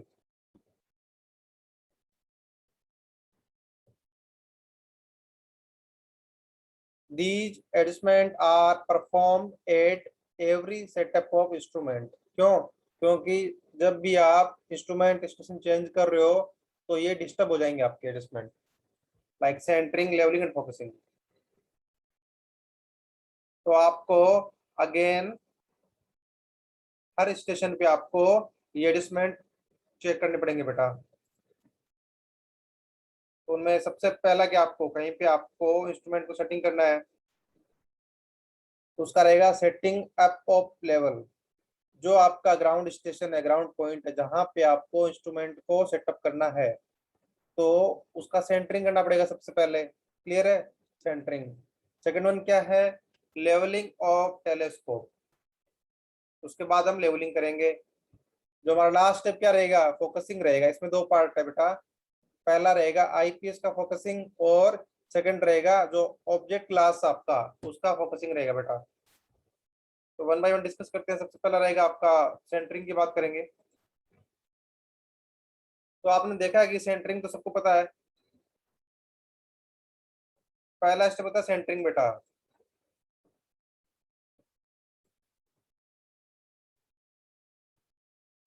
सबको क्लियर है इसका मीनिंग? हम लोग अब तक कंपास सर्वे में देखा है सेंटरिंग का मीनिंग क्या है। सेंटरिंग का मतलब है कि जो मेरा ग्राउंड स्टेशन है उसके exactly over the ground station जो मेरा इंस्ट्रूमेंट सेटअप करना है। यहाँ पे क्या, आप जब आप प्लम्ब अटैच करोगे तो प्लम्ब कहाँ इंडिकेट करना चाहिए, ग्राउंड के पॉइंट इंडिकेट करना चाहिए। क्लियर है, जहाँ पे आपको इंस्ट्रूमेंट को सेटअप करना है। तो सबसे पहला रहता है सेंटरिंग, और किससे करेंगे, प्लम्बोब या प्लमेट से करेंगे बेटा। प्लम्बोब या प्लमेट से करेंगे। क्लियर है सबको? उसके बाद नेक्स्ट रहता है आपका लेवलिंग। अब लेवलिंग किससे करेंगे, जो इसमें लेवल ट्यूब अटैच है या जो आपका सर्कुलर बबल ट्यूब अटैच है, तो उसका जो बबल बन रहा है, एयर बबल बन रहा है लाइक दिस वन, ये आपका सेंटर पे होना चाहिए। इसमें क्या बबल का होना चाहिए, सेंटर सर्कुल में होना चाहिए बबल। तो हमें क्रॉस चेक करना है कि बबल सेंटर पे है या नहीं है।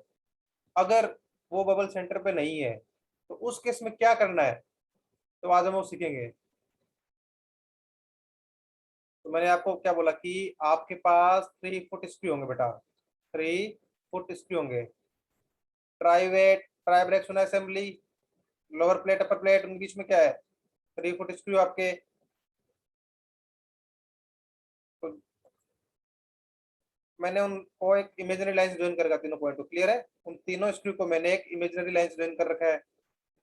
तो क्या एक ट्राइंगल के पार्ट बन रहे हैं, ट्राइंगल के कॉर्नर है तीनों स्क्रू। तो सबसे पहले क्या करेंगे, सबसे पहले जो मेरा टेलीस्कोप जिसके साथ मेरा लेवल ट्यूब अटैच है, क्लियर है, लेवल ट्यूब अटैच है, तो क्या करूंगा, सबसे पहले टेलीस्कोप को क्या करूंगा कि कोई भी 2 फुट स्क्रू, कोई भी 2 फुट स्क्रू को जो लाइन ज्वाइन कर रही है, इमेजिनरी लाइन है, उसके पैरेलल कर लूंगा पहले मैं लेवल ट्यूब को। लेवल ट्यूब को पहले मैं इसके पैरेलल कर लूंगा बेटा। उसके बाद क्या करना है, उसके बाद देखना आपको कि क्या आपका बबल सेंटर में नहीं है। ओके, मान लो कि आपका बबल इस पोजीशन पे दिखा रहा है, जो एयर बबल है वो यहाँ पे आ रहा है, तो सेंटर पॉइंट मान लो यहाँ पे कहीं है, यहाँ पे शो नहीं कर रहा। तो उसके इसमें क्या करना पड़ेगा आपको, आपको दोनों फुट स्क्रू को, मान लो ऑब्जर्वर यहाँ खड़ा है, दोनों फुट स्क्रू को इधर इनवर्ड और आउटवर्ड मूवमेंट एक साथ, या तो दोनों को अंदर की तरफ, ये केस हो गया, मूवमेंट करवाओ। क्लियर है, और चेक करते रहो क्या मेरा बबल सेंटर में आ रहा है ये बबल बेटा मूव करेगा ये। दूसरा तरीका क्या है, अगर सेंटर में नहीं आ पा रहा उस टाइम पे, तो या तो क्या करो, आउटवर्ड मूवमेंट कराओ बेटा उसको, आउटवर्ड मूवमेंट। क्लियर है सबको, दोनों को एक साथ, आउटवर्ड मूवमेंट। कब तक करेंगे ये ऑपरेशन, जब तक कि मेरा बबल सेंटर पे ना आ जाए। एक बार हमने इन्वर्ट करके देख लिया कि बबल और ज्यादा दूर जा रहा है, मीन्स एज की तरफ जा रहा है, तो क्या करना पड़ेगा, दोनों को इनवर्ड मूवमेंट कराओ। सिमिलरली अगर इनवर्ड में बबल दूर जा रहा है सेंटर से, तो दोनों को आउटवर्ड मूवमेंट कराओ। तो लगा भाई आउटवर्ड मूवमेंट करने में मेरा बबल की मूवमेंट सेंटर तरफ हो रही है, मतलब सही जा रहा है, तो उस केस में क्या करोगे, दोनों को और आउटवर्ड मूवमेंट कराओ। तो कब तक करेंगे, जब तक मेरा बबल सेंटर पे ना आ जाए। अब कोई मुझे बता सकता है कि ऐसा क्यों कर रहे हैं, दोनों को ही इनवर्ड,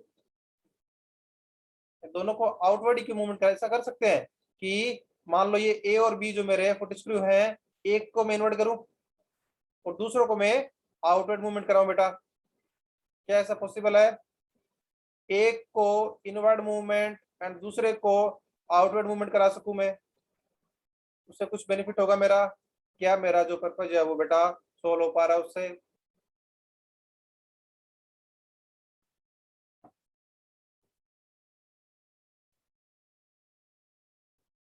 अभी मैंने क्या करा है कि इधर इनवर्ट दोनों को या दोनों को आउटवर्ड मूव कराएंगे।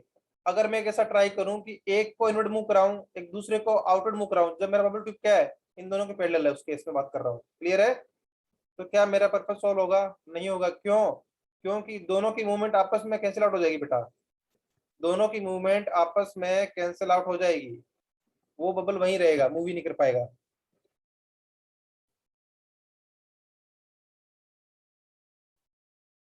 Rahul you are right, air bubble वहीं रहेगा, मूव नहीं कर पाएगा। क्यों, क्योंकि दोनों की मूवमेंट आपस में कैंसिल आउट हो जाएगी बेटा, क्लियर है। इसलिए ध्यान रखना बेटा, आगे से जब भी प्रैक्टिकल करोगे, जब लेवलिंग की बात आएगी, तो क्या ध्यान रखना है कि दोनों स्क्रू को इधर इनवर्ड और आउटवर्ड मूवमेंट कराएंगे।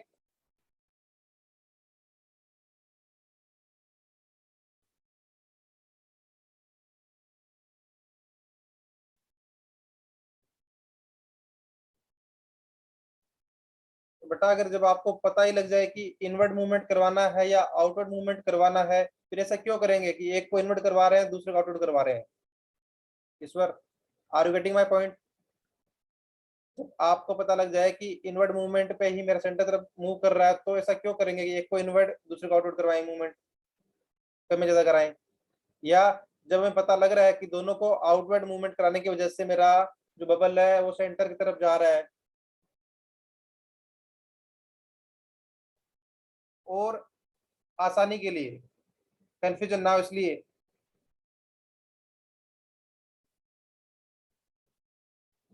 जब आपने क्या देखा कि जब आपने फर्स्ट टाइम जब आपने लेवल को इसके पैरेलल करा, लेवल ट्यूब को, क्लियर है, ए बी के, उस केस में जब आपने दोनों को इधर इनवर्ड और आउटवर्ड मूवमेंट कराई, और आपका बबल जब सेंटर पे आ गया बेटा, ध्यान रखना, जब आपका बबल सेंटर पे आ गया, उस केस में क्या है कि इस पर्टिकुलर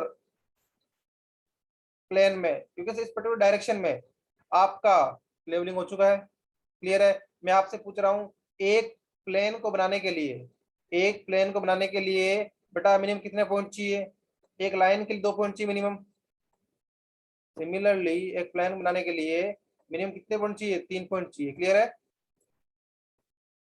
तो आपने क्या करा, आपने इस डायरेक्शन में तो कर लिया बेटा, अब इस डायरेक्शन में कर लूं, ट्रांसफर डायरेक्शन के अंदर, अगर दोनों डायरेक्शन में मेरी लेवलिंग हो गई, दोनों डायरेक्शन में मेरी लेवलिंग हो गया, तो मैं बोल सकता हूँ कि मेरे तीनों स्क्रूज, इंस्ट्रूमेंट मेरा एक लेवल है, एक प्लेन में है, क्लियर है।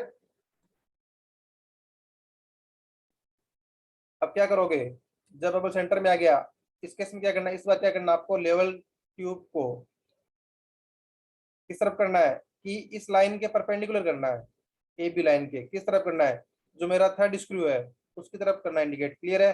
तो उसको ऐसे ओरिएंट करना है टेलीस्कोप को, कि क्या वो परपेंडिकुलर टू ए बी हो जाए, जो प्रीवियस लाइन थी, जिस लाइन के अलोंग मैंने ओरिएंट करके उसका लेवलिंग करा बेटा, उसके परपेंडिकुलर उसको करना है, क्लियर है।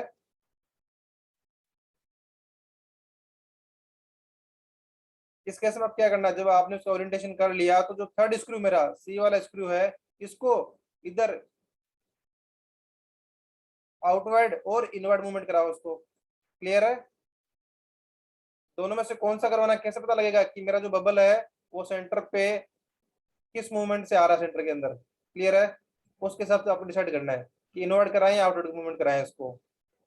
कब तक करोगे? जब तक मेरा बबल सेंटर पे ना आ जाए। क्लियर है? अब ये ऑपरेशन कब तक रिपीट करोगे कि पहले भी पैरेलल करोगे, फिर लेवलिंग करोगे, उसके बाद परपेंडिकुलर टू बी करोगे, फिर लेवलिंग करोगे। ये ऑपरेशन कब तक रिपीट करने हैं? जब तक दोनों में एक साथ बबल सेंटर पे ना आ जाए। कि जब आपने ए बी के पैरेलल रखा लेवल ट्यूब को तो भी मेरा बबल सेंटर पे है, जब आपने उसको ए बी के परपेंडिकुलर रखा तो भी मेरा बबल सेंटर पे है। जब ऐसा अच्छी हो जाए कि दोनों केस में एक साथ सेंटर पे आ रहा है without movement of foot screw, तो आपका जो लेवल इंस्ट्रूमेंट यू कैन से उसका लेवलिंग हो चुका है बेटा आपका। आई थिंक सभी को क्लियर है अभी लेवलिंग?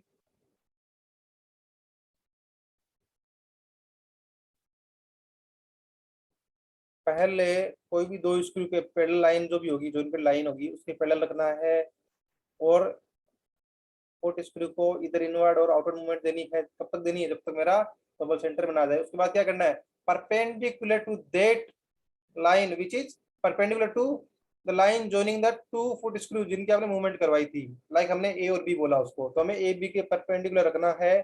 उसके बाद जो मेरा थर्ड स्क्रू सी स्क्रू है उसको मूवमेंट देनी है। कब तक देंगे? जब तक मेरा बबल सेंटर पे ना आ जाए। क्लियर है? और ये ऑपरेशन कब तक करना है कि जब तक दोनों में एक साथ बबल सेंटर पे ना आ जाए। कि आपने जब पैरेलल रखा तो बबल सेंटर पे है, उसको परपेंडिकुलर रखा तो भी मेरा बबल सेंटर पे है। उस केस में आपका इंस्ट्रूमेंट का लेवलिंग होगा बेटा। नेक्स्ट स्टेप हमारा है फोकसिंग। इसमें दो रहेंगे आपके, फोकसिंग ऑफ आई पीस और ऑब्जेक्टिव। अब की बात है कि जैसे आपको समझ में आ रहा है कि फोकसिंग का मतलब क्या है,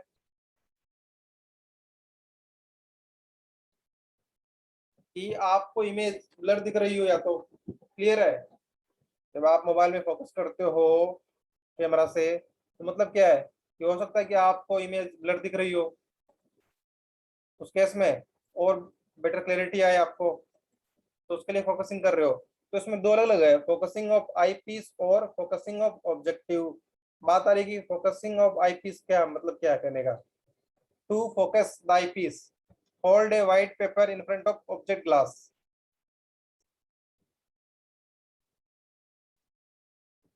To focus the eyepiece, hold a white paper in front of object glass.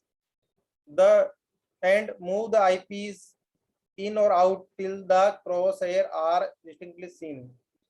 अब क्या बेटा, जब आप आई पीस से देख रहे हो, क्लियर है, तो आपको जो क्रॉस हेयर है, जो क्रॉस हेयर सब प्लस का साइन दिख रहा है उसके अंदर, जो प्लस का साइन है वो आपको क्लियरली नहीं दिख पा रहा बेटा,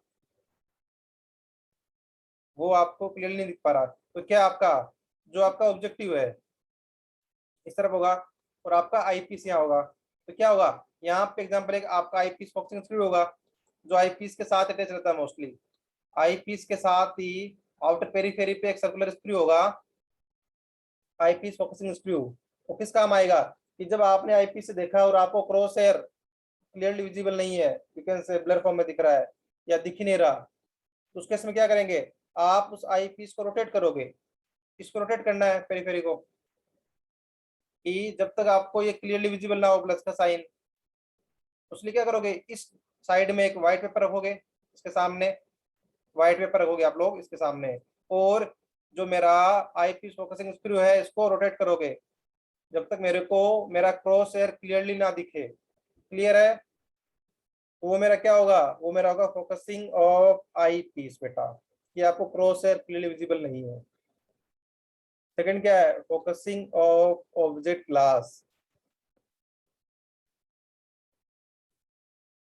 Direct the telescope to the leveling staff and on looking through the telescope, turn the focusing screw till the image appear clear and sharp. अब क्या है, जब आप आईपी से देख रहे हो, क्लियर है, तो जब आपको क्रॉस हेयर क्लियरली विजिबल नहीं है डिस्टिंक्टली, तो आपने आईपीस का फोकसिंग कर दिया। जब आपको मान लो यहाँ कोई ट्री था, क्लियर है, या कोई मान लो स्टेशन है ग्राउंड पे, जहां पे आपने स्टाफ को होल्ड किया है। क्लियर है? अब आपको क्या है कि स्टाफ में जो रीडिंग्स है वो दिख नहीं रही, या आपको स्टाफ क्लियरली विजिबल नहीं है, एक ब्लर फॉर्म में दिख रहा है, मैं रीड नहीं कर पा रहा रीडिंग क्या है स्टाफ पे वहां पे, या वहाँ कौन सा ऑब्जेक्ट है वो मुझे ब्लर दिख रहा है, ऑब्जेक्ट जो। तो उस केस में क्या करोगे, एक ऑब्जेक्ट ग्लास का फोकसिंग स्क्रू होगा, उसको क्या रोटेट करना है, कब तक करोगे कि जब तक आपको ये जो इमेज है, लाइक अगर आपको स्टाफ देखना है रीडिंग पे या कोई ऑब्जेक्ट देखना है, वो क्लियरली विजिबल ना हो, तब तक आप इसकी फोकसिंग करोगे, और फोकसिंग स्क्रू को आप टर्न करोगे, मीन्स रोटेट करते रहोगे आप। क्लियर है? जब तक आपको जो आपका ऑब्जेक्ट है, जो आपका ऑब्जेक्ट है या स्टाफ रीडिंग है, वो आपको क्लियरली विजिबल ना हो तब तक करोगे बेटा। तो इसे बोलेंगे focusing of object class. Clear है सबको? कि फोकसिंग ऑफ आई पीस क्यों करते हैं, क्रॉस हेयर डिस्टिंक्टली विजिबल नहीं है, कैसे करना है, व्हाइट पेपर रखना है किस तरफ, ऑब्जेक्ट ग्लास की तरफ, और आई पीस के आई फोकसिंग स्क्रू को टर्न करना है। सेकंड आपका है फोकसिंग ऑफ ऑब्जेक्ट ग्लास क्यों करेंगे, कि जो आपका ऑब्जेक्ट है, जो आपकी इमेज है, या जो आपका लेवलिंग स्टाफ है, वो क्लियरली विजिबल नहीं है बेटा। तो उस केस में आपको करना पड़ेगा focusing of object glass bye turning focusing screw.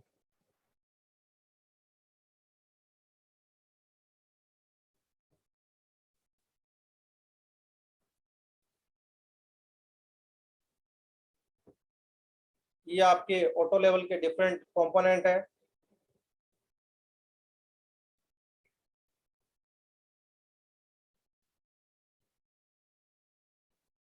जो आपके पर बताया मैंने कि लोअर प्लेट है, अपर प्लेट है, तो उनको क्या बोलते हैं, हॉरिजॉन्टल सर्कल बोलते हैं उनको। आई पीस ऑब्जेक्टिव इनके अकॉर्डिंगली आपके पास होगा कि फोकसिंग स्क्रू होगा आपके पास दोनों के लिए।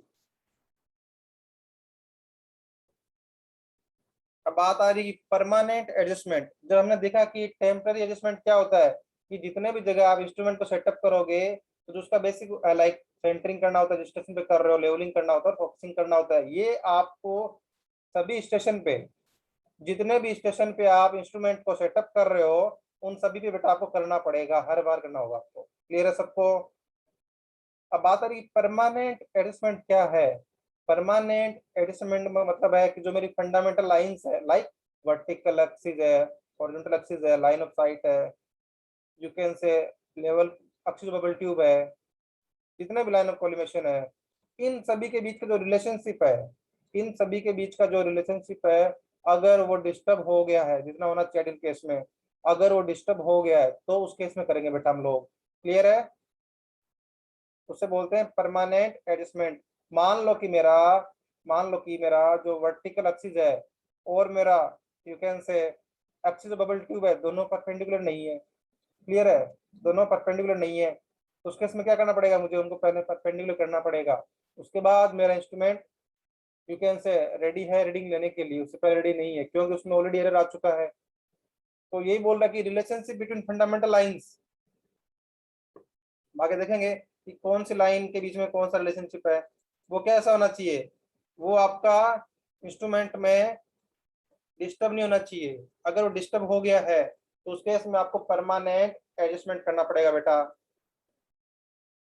क्या बोला, to establish a desired relationship between the fundamental lines of a leveling instrument is termed as permanent adjustment. So, permanent adjustment indicate the rectification of instrumental error. Clear है सबको? अब कौन कौन सी है fundamental line? The line of collimation, the axis of bubble tube, the vertical axis, the axis of telescope. हम लोग पहले से डिस्कस कर चुके हैं, इनका डेफिनेशन क्या है, लाइन ऑफ कॉलिमेशन क्या है, वर्टिकल एक्सिस क्या है, एक्सिस ऑफ बबल ट्यूब क्या होती है बेटा आपकी, या लेवल ट्यूब क्या है, ये हम लोग ऑलरेडी डिस्कस कर चुके हैं। लाइन ऑफ कॉलिमेशन क्या है और एक्सिस ऑफ टेलीस्कोप क्या है। तो सबसे पहला देखते हैं, the line of collimation, the line of collimation should be parallel to the axis of bubble tube. याद रहेगा सबको, जो मेरा बबल ट्यूब है, तो एक्सिस क्या था बेटा, याद आ रहा है कुछ? यहाँ पे जो टेंजेंशियल लाइन होगी, ये था इनर एक्सिस पे, जो टेंजेंशियल लाइन होगी वो क्या कहलाती है मेरी, एक्सिस ऑफ बबल ट्यूब कहलाती है। और जो लाइन ऑफ कॉलिमेशन उसके पैरेलल होनी चाहिए। लाइन ऑफ कॉलिमेशन क्या है बेटा? लाइन ऑफ कॉलिमेशन क्या है? ऑलरेडी डिस्कस किया मैंने।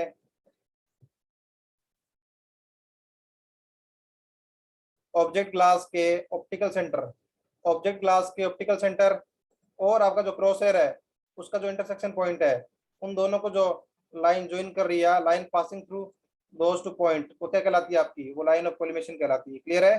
Similarly optical centre of objective and optical centre of eyepiece, इन दोनों को जो लाइन ज्वाइन करेगी या लाइन इनसे पास करेगी, वो लाइन क्या कहलाती है आपकी? एक्सिस ऑफ टेलीस्कोप कहलाती है बेटा आपकी। क्लियर है सबको? डेफिनेशन रिपीट कर रहा हूँ, ऑलरेडी डिस्कस कर चुके हैं। तो पहला रिलेशनशिप क्या बोल रहा है कि क्या होना चाहिए? डिजाइन रिलेशनशिप क्या है कि जो आपका लाइन ऑफ कॉलिमेशन है, लाइन ऑफ कॉलिमेशन है और एक्सिस ऑफ बबल ट्यूब, वो दोनों पैरेलल होने चाहिए बेटा आपके। क्लियर है? नेक्स्ट क्या है? The line of collimation should coincide with the axis of telescope. Clear है? जो लाइन ऑफ कॉलिमेशन ये हो गई, और axis of bubble tube, sorry axis of telescope, axis of telescope ये रहा, ये दोनों क्या होना चाहिए? दोनों कोइंसाइड करने चाहिए बेटा आपके। क्लियर है? तो अब तक हमने दो डिजायर्ड रिलेशनशिप की बात करी बेटा, आपने याद रखना। ओनली आपके सिलेबस में रिलेशनशिप बिटवीन डिफरेंट एक्सिस है। थर्ड कौन सा है? The axis of the bubble should be perpendicular to the vertical axis बेटा, वर्टिकल एक्सिस उसके परपेंडिकुलर होना चाहिए आपका। जो मेरी वर्टिकल एक्सिस है और जो मेरा एक्सिस ऑफ बबल ट्यूब है, वो क्या होना चाहिए? दोनों परपेंडिकुलर होना चाहिए बेटा। क्लियर है? That is the bubble should remain in centre position for all the direction of the telescope. Means क्या है? जब आप डिफरेंट, इसको रोटेट कर रहा हूं मैं इस प्लेन के अंदर, ये प्लेन में बेटा, ठीक है? तो हर टाइम क्या होना चाहिए? दोनों के इनके बीच एंगल क्या होना चाहिए? इनके बीच का एंगल 90 होना चाहिए हमेशा। वर्टिकल एक्सिस और मेरा एक्सिस ऑफ बबल के बीच का एंगल मेरा हमेशा 90 होना चाहिए बेटा। क्लियर है सबको?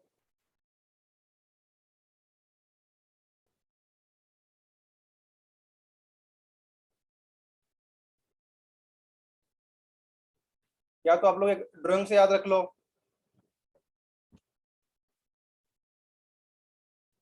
लाइन ड्रॉ कर लो पहले। ये वर्टिकल एक्सिस है मेरी। क्लियर है? ये मेरा क्या है? मान लो कि एक्सिस ऑफ बबल ट्यूब है।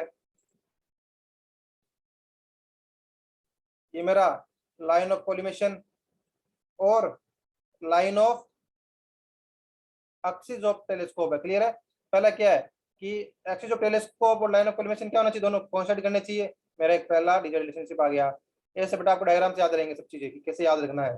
सेकंड क्या बोलेंगे कि मेरा जो बबल ट्यूब एक्सिस है और मेरा जो लाइन ऑफ कॉलिमेशन है, दोनों क्या होने चाहिए? पैरेलल होने चाहिए। क्लियर है? ये और ये लाइन, दोनों लाइन क्या होनी चाहिए? पैरेलल होनी चाहिए। ओके। थर्ड क्या है बेटा आपका? थर्ड है ये हमेशा परपेंडिकुलर होना चाहिए बेटा। ओके, याद हो गया? क्लियर? बड़ा इजी रहेगा याद करना इसको कि डिजायर्ड रिलेशनशिप क्या है डिफरेंट लाइंस के बीच की। अगला क्या है? Two adjustment are required in dumpy level. पहला कौन सा है? The first adjustment to make the axis of bubble tube perpendicular to vertical axis. और सेकंड कौन सा है मेन इसमें? The second adjustment to make the line of collimation, line of collimation parallel to the axis of bubble tube.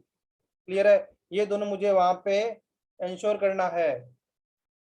जो मेरा dumpy level है या Y level है, टिल्टिंग लेवल है, ऑटो लेवल है, कोई इंस्ट्रूमेंट हो उसके अंदर, मुझे ये इंश्योर करना है ये दो ऑपरेशन कि जो आपका वर्टिकल एक्सिस और बबल ट्यूब का एक्सिस जो है दोनों परपेंडिकुलर होना चाहिए, और line of collimation should be parallel to the axis of bubble tube. ये तो मुझे हर बार इंश्योर करना है।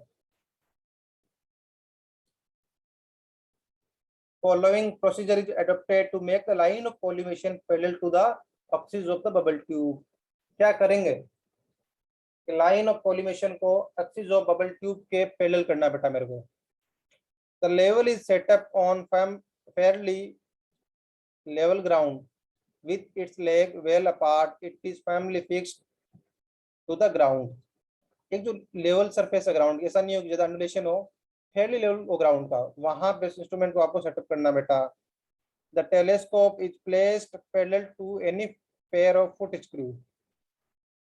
By turning the foot screw either inward or outward, the bubble is brought to the center, means leveling कर रहे हैं बेटा अभी इसके हम पहले क्या सेंटरिंग करोगे, फिर लेवलिंग करोगे, फिर फोकसिंग करोगे, तो ऑपरेशन है हर बार रहेंगे आपके, ये आते हैं टेम्परेरी एडजस्टमेंट में। तो हमें क्या करना है, हमें इसमें एक परमानेंट एडजस्टमेंट करना, जो क्या था हमारा कि जो मेरा लाइन ऑफ कॉलिमेशन है और अच्छी जो बबल ट्यूब दोनों पहले होनी चाहिए बेटा। तो जब आप लोग सेंटरिंग कर लोगे, लेवलिंग कर लोगे, और अगर फोकसिंग रिक्वायर्ड तो फोकसिंग कर लोगे बेटा। क्लियर है, ये पहले उन ऑपरेशन की बात कर रहा है, तो हम लोग ऑलरेडी डिटेल में डिस्कस कर चुके हैं।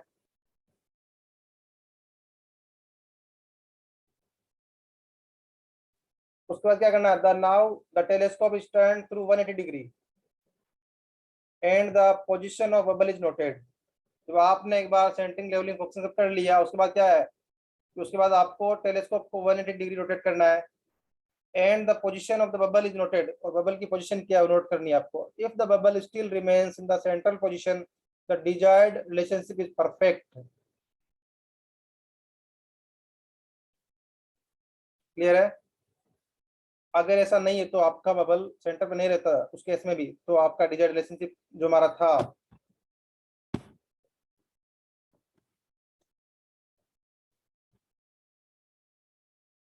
जो आपका लाइन ऑफ कॉलिमेशन है वो parallel to axis of bubble tube होना चाहिए था। जब आपने एक बार सेंटरिंग और लेवलिंग कर लिया, फिर आपने क्या उस टेलीस्कोप को 180 से रोटेट किया और चेक किया अभी भी क्या मेरा जो बबल है वो सेंटर पे है या नहीं है। अगर सेंटर पे है तो इसका मतलब क्या है कि जो आपकी लाइन ऑफ कॉलिमेशन है, लाइन ऑफ कॉलिमेशन है और एक्सिस बबल ट्यूब है, दोनों क्या बेटा, दोनों पैरेलल, आपकी दोनों लाइंस आपकी पैरेलल है। क्लियर है, if the bubble still remains in the central position, the desired relationship is perfect. If not, the amount of deviation of bubble is noted. Suppose the deviation is 2 and division. Now, by turning capstan headed nut, which is at one end of the bubble tube, जो आपकी bubble tube attach होगी उसके पास एक आपका Capstan headed नट होता है बेटा, उसको टर्न करना पड़ेगा आपको। The bubble is brought halfway back, that is end division. The remaining half deviation is adjusted by foot screw just below the telescope. The procedure of adjustment is continued till the bubble remains in the central position of the telescope. आपने centering कर लिया, levelling कर लिया, focusing कर लिया, जो करने होते हैं टेम्परेचर एडजस्टमेंट आएंगे बेटा तीनों, ये तीनों। तो उसके बाद क्या करना आपको, टेलीस्कोप का जो ओरिएंटेशन था उसको क्या करना है, 180 से रोटेट करना उसको, टेलीस्कोप को 180 से। मान लो अगर आईपीस यहाँ पे था, ऑब्जेक्टिव यहाँ पे था, क्या हो जाएगा इस बार, ऑब्जेक्टिव आपका इस तरफ आ जाएगा और आईपीस आपका इस तरफ आ जाएगा। क्लियर है, तो तब देखा मैंने कि जो मेरा बबल अभी सेंटर पे है, बबल मेरा भी सेंटर पे है। एक्चुअल में क्या है, अगर आपका लाइन ऑफ कोलिमेशन और एक्सिस ऑफ लेवल अगर दोनों अगर पैरेलल होते तो मेरा बबल अभी भी सेंटर पे होता। अगर ऐसा नहीं है, बबल मेरा सेंटर पे नहीं है बेटा, तो क्या करना पड़ेगा आपको, जो आपकी लेवल ट्यूब है, जो आपकी लेवल ट्यूब अटैच है, तो वहां पे आपका एक कैपेसिटर हेडेड नेट अटैच होगा, उसको क्या करना है, उसको आपको टर्न करना बेटा। क्या कब तक करोगे, जब तक आपका जो बबल है वो हाफवे में ना जाए। क्लियर है, मान लो कि यहाँ से 2 डिवीजन डिस्टर्ब है, मेरा बबल मेरा यहाँ पे होना चाहिए था, मेरा बबल अभी यहाँ पे है। क्लियर है, तो क्या करना पड़ेगा, नेट को अकॉर्डिंगली टर्न करना है कि मेरा बबल कहाँ हो जाए, हाफ पे आ जाए। अगर मान लो 2n है, 1 and 2, तो 2n डिवीजन डेविएट है यहाँ से, तो एटलीस्ट n डिवीजन बैक आ जाए, यहाँ से आ गया। और बाकी रिमेनिंग जो मेरा n डिवीजन है कैसे करेंगे, जो मेरा फुट स्क्रू है बेटा, जो मेरा फुट स्क्रू है उसको रोटेट करके हम लोग जो रिमेनिंग n डिवीजन है वो हम तब उसको एडजस्ट करेंगे बेटा। क्लियर है, जितना मेरा डेविएट है बबल वहां से, तो उसको हाफ कैसे एडजस्ट करेंगे, जो मेरा कैपेसिटेंस हेडेड नेट है उसको टर्न करके करेंगे, और जो रिमेनिंग हाफ है वो कैसे करेंगे, जो मेरा फुट स्क्रू बेटा उसको एडजस्ट करके करेंगे हम लोग। क्लियर है,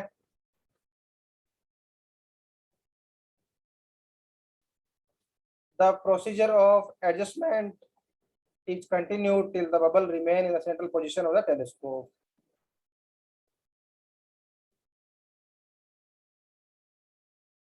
बेटा जो आपका फुट स्क्रू है, फुट स्क्रू और जो आपका कैपेसिटेंस हेडेड नेट है, उनको टर्न करने से क्या होगा बेटा, आपका जो इंस्ट्रूमेंट का जो लेवलिंग यू कैन से, जो इंस्ट्रूमेंट इस प्लेन में है वो प्लेन में आप लोग थोड़ा वेरी कर सकते हो। उस प्लेन को यू कैन से जो थर्ड पॉइंट है प्लेन का उसको मूवमेंट करा रहे हो अप एंड डाउन, उससे क्या होगा, आपका जो प्लेन है वो मूवमेंट करेगा। क्लियर है? तो उस केस में क्या है कि हम ऐसे प्लेन पे यू कैन से रीच करेंगे जो हमारा क्या है कि दोनों लाइंस जो है मेरी डिजाइड लाइन की जिस प्लेन में पैरेलल हो हम उस प्लेन में पहुंच जाएंगे बेटा। क्लियर है? चाहे वो मेरा कैपेसिटेड नेट हो या मेरा फुट स्क्रू हो, उनकी हेल्प से करेंगे कि हमें एक ऐसे प्लेन में जाना है जिसके अंदर क्या हो कि मेरे दोनों लाइंस जो है वो पैरेलल हो बेटा। क्लियर है? ये दोनों लाइंस पैरेलल होनी चाहिए बेटा। Line of collimation and axis of level tube आपके।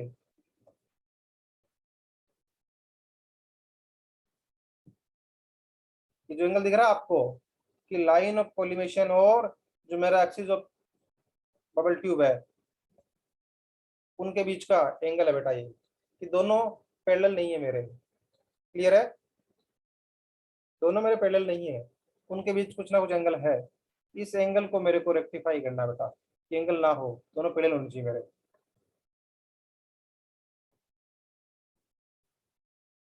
सेकंड कौन सा है? The second adjustment is done by two peg method.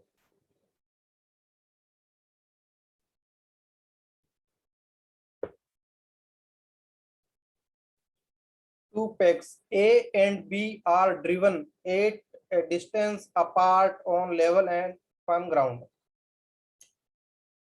पता है चेन सरिंग में देखा आपने कि पेग किस काम आते हैं? वुडन होते हैं, वुडन के बने हुए हैं, स्क्वायर शेप में होंगे ऊपर से, और जो बॉटम पार्ट है वो आपका शार्प होगा बेटा। क्लियर है? स्टेशन को मार्क करने में काम आएंगे आपके। ए और बी दो आपके लेवल पेग से, उनको आपने कुछ डिस्टेंस पे आपने इनको स्टेब्लिश कर दिया या ग्राउंड में ड्रिवन कर दिया बेटा आपने। The level is set up at point P, just midway between A and B. After bringing the bubble to the center of its run means कि आपने सेंटरिंग और लेवलिंग कर चुके हैं। क्लियर है? The staff reading on A and B are taken. Suppose the reading are small a, small b, correspondingly किस किसके? जब आपने कैपिटल ए स्टेशन पे स्टाफ रखा तो उस टाइम रीडिंग क्या थी? वो स्मॉल ए रीडिंग थी। जब आपने कैपिटल बी स्टेशन जहाँ पे एक्स लगे हैं वहां रखा तो रीडिंग क्या थी? स्मॉल बी रीडिंग थी बेटा। क्लियर है? क्या बोल रहा है कि ए और बी दो पॉइंट है जहाँ पे आपने, दो स्टेशन है जहाँ पे आपने पेग मार्क कर रखा है, और इन बिटवीन क्या है? मिडवे पे लगभग आपने पी मान लो, वहाँ पे आपने इंस्ट्रूमेंट को सेटअप कर दिया बेटा। सेंटरिंग लेवलिंग फोकसिंग कर दोगे, ये हमेशा करना आपको। ए पे रखा है आपको, रीडिंग देखा कितना रीडिंग मिल रहा है, मान लो यहाँ से 2 मिनट रीडिंग दिख रही है मेरे को, तो क्या बोल देंगे उसको? ए बोल देंगे, स्मॉल ए बोल देंगे बेटा। स्टाफ रीडिंग, जब आपका स्टाफ कहाँ हेल्ड है? कैपिटल ए स्टेशन पे है। सिमिलरली जब आपका स्टाफ बी पे हेल्ड है तो उस केस में जो रीडिंग है वो क्या है? वो स्मॉल बी है बेटा। ये जो रीडिंग्स है वो क्या है? मेरी स्मॉल बी है। क्लियर है यहाँ तक सभी को? Now the difference of level between a capital A and capital B is calculated. This difference is true difference as the level is set up just midway between back side and fore side. Then the rise or fall is determined by comparing the staff readings.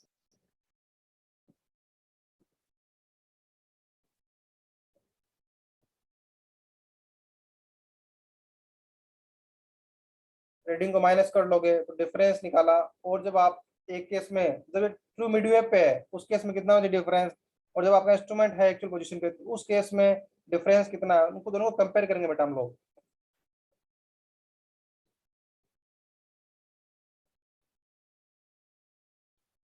जब आपका क्या family ground surface है और Midway पे आपने instrument रखा और ए और बी पे एक मार्क किया, दोनों पे स्टाफ रखा, रीडिंग ली, स्मॉल रीडिंग आई बेटा आपकी वहां पे। क्लियर है? स्मॉल है, स्मॉल भी रीडिंग आई आपकी वहां पे। सेकंड क्या आपका? सेकंड केस में क्या करोगे आप लोग सेकंड केस के अंदर आप लोग सेकंड केस के अंदर आप लोग इंस्ट्रूमेंट को किधर सेटअप करोगे? जो मेरे ए और बी पेक्स है उनके एक तरफ सेटअप करना है इंस्ट्रूमेंट को। क्लियर है? जिस रीडिंग से मुझे कंपेयर करना है उसकी बात कर रहा हूँ मैं, जिस रीडिंग से मुझे कंपेयर करना है उसकी बात कर रहा हूँ। तो आप लोग इंस्ट्रूमेंट को सेटअप करा ए और बी से ई की तरफ कटा दोनों स्टेशन के। तो उस केस में आपने क्या, आपने रीडिंग्स देखा कि जब ए पे रखा था रीडिंग क्या है A1, बी पे स्टॉप रखा तो B1 रीडिंग है, small A1 small B1 reading से बेटा। क्या इन और दोनों स्टेशन के बीच का डिफरेंस क्या है डिस्टेंस में, कैपिटल डी डिस्टेंस है, क्लियर है। और आपने स्टेशन ए से small D distance far away आपने इंस्ट्रूमेंट रख रखा है बेटा सेकंड केस में, क्लियर है सबको। यहाँ तक ये ड्राइंग आई थिंक सबको क्लियर है कि पहले क्या करना है, दो मैंने स्टेशन रफली डिस्टेंस डी कोई फिक्स नहीं है, वहां पे मैंने स्टेशन मार्क कर लिए पेग लगा के, और उनके मिडवे पे मैंने इंस्ट्रूमेंट को रखा है पहला केस, और दोनों स्टेशन पे स्टॉप हेल्ड करना और रीडिंग नोट करनी है small A1 small a and small b में रीडिंग से कॉरस्पॉन्डिंगली, क्लियर है सबको पहले वाला। सेकंड में क्या है कि वो स्टेशन ए और बी है, बीच में डिस्टेंस डी है, इस बार मेरे को इंस्ट्रूमेंट को स्मॉल डी डिस्टेंस फ्रॉम ए रखना है, इंस्ट्रूमेंट को ई की तरफ, दोनों स्टेशन के एक ही तरफ रखना है, क्लियर है। मिडवे में इन बिटवीन नहीं रखना मेरे को। तो मैंने ए के पास रखा तो उसकी डिस्टेंस थी स्मॉल डी, स्टेशन ए से इंस्ट्रूमेंट स्टेशन पी बोल दो उसको, उसकी डिस्टेंस है स्मॉल डी। उस केस में जब मैंने दोनों स्टेशन पे स्टॉप रखा है और मैंने जो रीडिंग नोट की है बेटा A1 एंड B1 मेरी रीडिंग्स थी उस केस में,